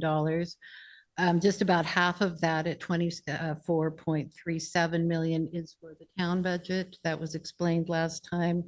And then as presented at the last meeting, the entire capital budget is about 16.6 million. And the various funds that the capital budget consists of are listed in that resolution. And as also stated at the last meeting, more than half of that capital budget is paid for by the Corte Madera Sales Tax Fund, and then nearly 4 million of that from grants. And the other funds are also listed in that resolution. As we noted last time, the general fund balance is expected to increase by $759,000. However, the budget may need to be revised depending on the outcome of collective bargaining for both the town and for CMFA. A 3.5% increase is included for salary increases for town employees, as well as another $100,000 in contingency, which may be used for salary increases or other items that council directs. And regarding CMFA, those expenditures in the current budget have, the current proposed budget have increased by approximately $486,000 or 7.9%, which includes a 3.5 increase to the salary schedule, except for a small group of employees whose salary schedules go through next fiscal year following the 24-25 fiscal year. And that is also included in the CMFA budget is another $125,000 in recognition of the fact that collective bargaining is not complete, and also for other changes. So a budget revision may be necessary, just depending on the results of the collective bargaining. The town is expected to meet its 20% reserve, and also has a $2 million pension reserve and approximately $3.75 million in a separate pension trust. And the OPEB, which stands for Other Post-Employment Benefits, which is Retiree Healthcare Trust, has a balance of approximately $6 million, including $300,000, which was recently deposited. And unless you want me to, I wasn't planning to just repeat everything from last time, since nothing changed. Right. Thank you very much. And I'll note again that this was discussed at our June 4th meeting, and there were no substantive changes requested or made to the proposed budget. Do we have any questions from council members? No questions? I just have one or two. Yeah, So go ahead. these will be quick. It won't be Okay. like last time. Because it helps with variances because it's easier to spot numbers. State revenue is down like 22% or so. Yes, that has to do with the fact that in the previous year, there was some one-time revenue for a program called Ground Emergency Medical Transportation Program, which is some reimbursement of ambulance charges that for Medi-Cal patients. And that program had been backed up for several years, and the town did not receive the money that it was due for that program. And so it all came at once. And so that's why it's decreasing this year. Okay, that's fine. The town doesn't participate in that program anymore. That's fine. I just want to make Okay. sure it wasn't something tied to the state budget. No, it's not. And then training dues and subscriptions is up like 41%, which is over like almost 30,000. For training and yes, there were some dues that hadn't been included in the budget. There were some some of them had to do with hazardous waste dues that had to be paid. And then also several of the departments increased their training budgets in order to allow staff to attend necessary trainings. Okay, thanks. And then one quick question for Adam. There's a whole bunch of goals I know in the budget. How do you track, monitor, and when you come back to us saying that those goals have been met or they haven't been met? Yeah, I mean, most of the goals, it's titled Goals and Work Plan, and I'm sort of in the process of reevaluating whether or not these sort of overlap with our work plan every year that we actually review with the town council. And that's essentially the vast majority of what we return at the end of each year, calendar year. In the process we developed this year will be in January of 2025. We'll come back and really track those. They should mirror, but because they're overlaps with the fiscal year, some of these are looking a little bit more forward. But really, the goals, many of the goals in the actual work plan items should be reflected in the annual work plan that's approved by the town council and presented. Okay, and just one last question for you. I think there's 4 or 5 goals for one department. They're like from like 2021. You're okay with goals that are like continue on for years? I haven't. We can take it offline if you want to. Sure. Sounds like a good idea. Okay, thanks. That's it. Okay. No further questions, so we'll open this up for public comment. Any members of the public who would like to comment on this item in person, please come on up to our podium here. Thank you very much. And in the meantime, I'll say if you are on Zoom and would like to comment, please go ahead and put your hand up. And we are at that 10 p.m. mark, so we'd need to take a motion to extend the meeting to 10:30. Okay, I make the motion to extend another half hour. Second. Okay, Councilmember Casissa? Yes. Councilmember Lee? Yes. Councilmember Thomas? Yes. Vice Mayor Ravazio? Okay, yes. And Mayor Beckman? Yes. Thank you. The motion carries. Thank you. All right, Ms. O'Hara.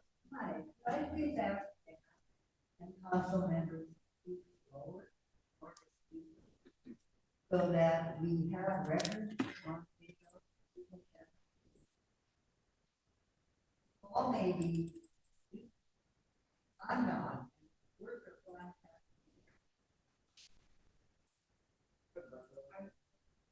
No, the mic's not on. Oh. Can you turn the microphone on? Sarah? That's okay. Not your fault. Okay, thank you. Okay, Daria's going to get me a copy of what just was read. And what was that? A budget of the town? I'm sorry, Daria. At the last meeting, there was a budget hearing. Yes. And so this was just stating that there hadn't been any changes to the budget. Only some edits to some pages.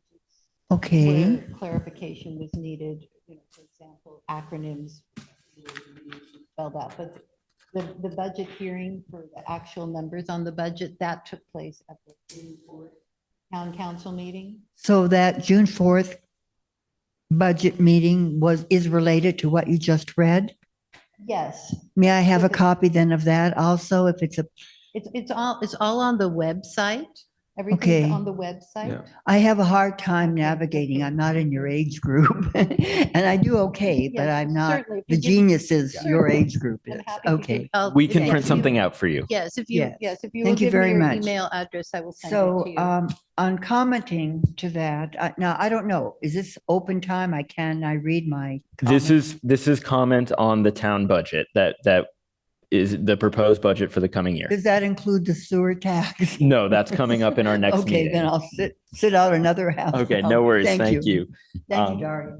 I do not see any other in-person public comment on the town budget. Do we have any hands up on Zoom? No hands up on Zoom, no email public comment for this item. Okay, thank you. So we'll close public comment on this item and bring the budget back to the council for discussion and a possible motion.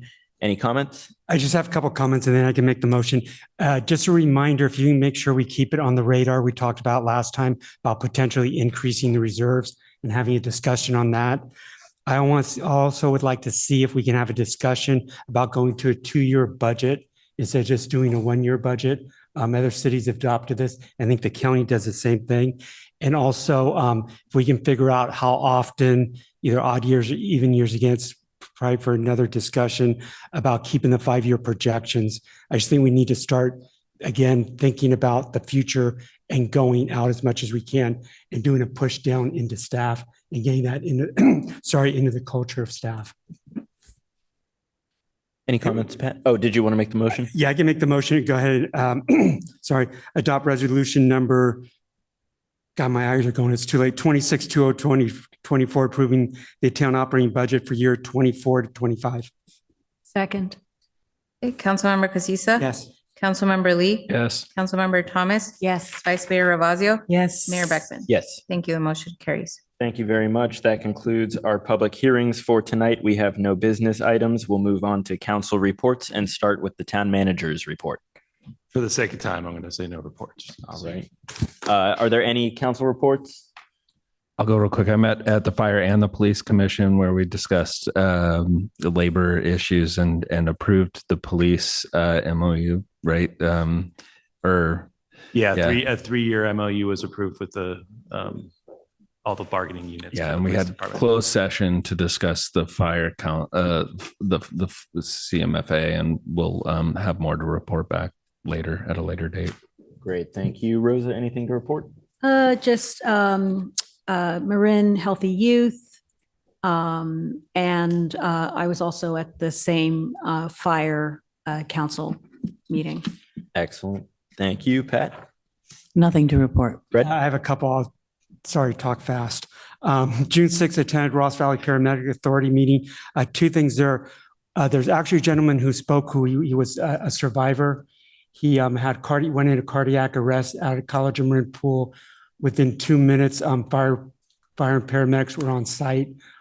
So he did a whole thing about there's actually 30 people involved between fire, the hospital, but it just goes to shows how powerful our paramedics and what a great job they're doing, because that's only one example. Also, earlier this year with RVPA, they provide data on a quarterly basis with respect to paramedic runs. I'd ask that they split out data regarding e-bike cases that they get on paramedic runs. So they split that data out. We requested some additional data points.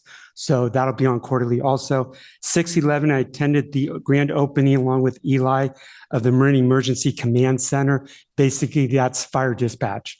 It's a brand new center that the county opened up. It is staffed not with just dispatchers. Also, there's a full-time fire captain there. So that's that. Charles mentioned 6/13, I attended CMPA Police Council meeting. And also on 6/13, I attended the grand opening of Homeward Bound. They built 24 units for veterans homelessness housing. So that was a great event also. And Homeward Bound does a really good job. So that's it. Thanks. Thank you, Pat. Oh, you already said, look at me, man. I'm tired. All right. I attended on June 7th, the Cal Cities Executive Committee meeting. And on June 11th, we had a Central Marin Sanitation Agency meeting. Nothing much to report from either of those. I had a quick question. With the bathrooms, the new bathrooms at the park, are they already open, or when will they, do we have a date? Just sorry, that's all we have right now, and RJ may be on, but he can report on it. But it's before July 4th. I know that. So can we have a ribbon cutting for that on July 2nd too? It's possible. At this point, anything's possible. All right, thanks. Sorry to. All right. Thank you, guys. Any comments on the draft agenda for the next council meeting? And if not, we're going to adjourn this meeting. But good news, we have a sanitary district 2 meeting.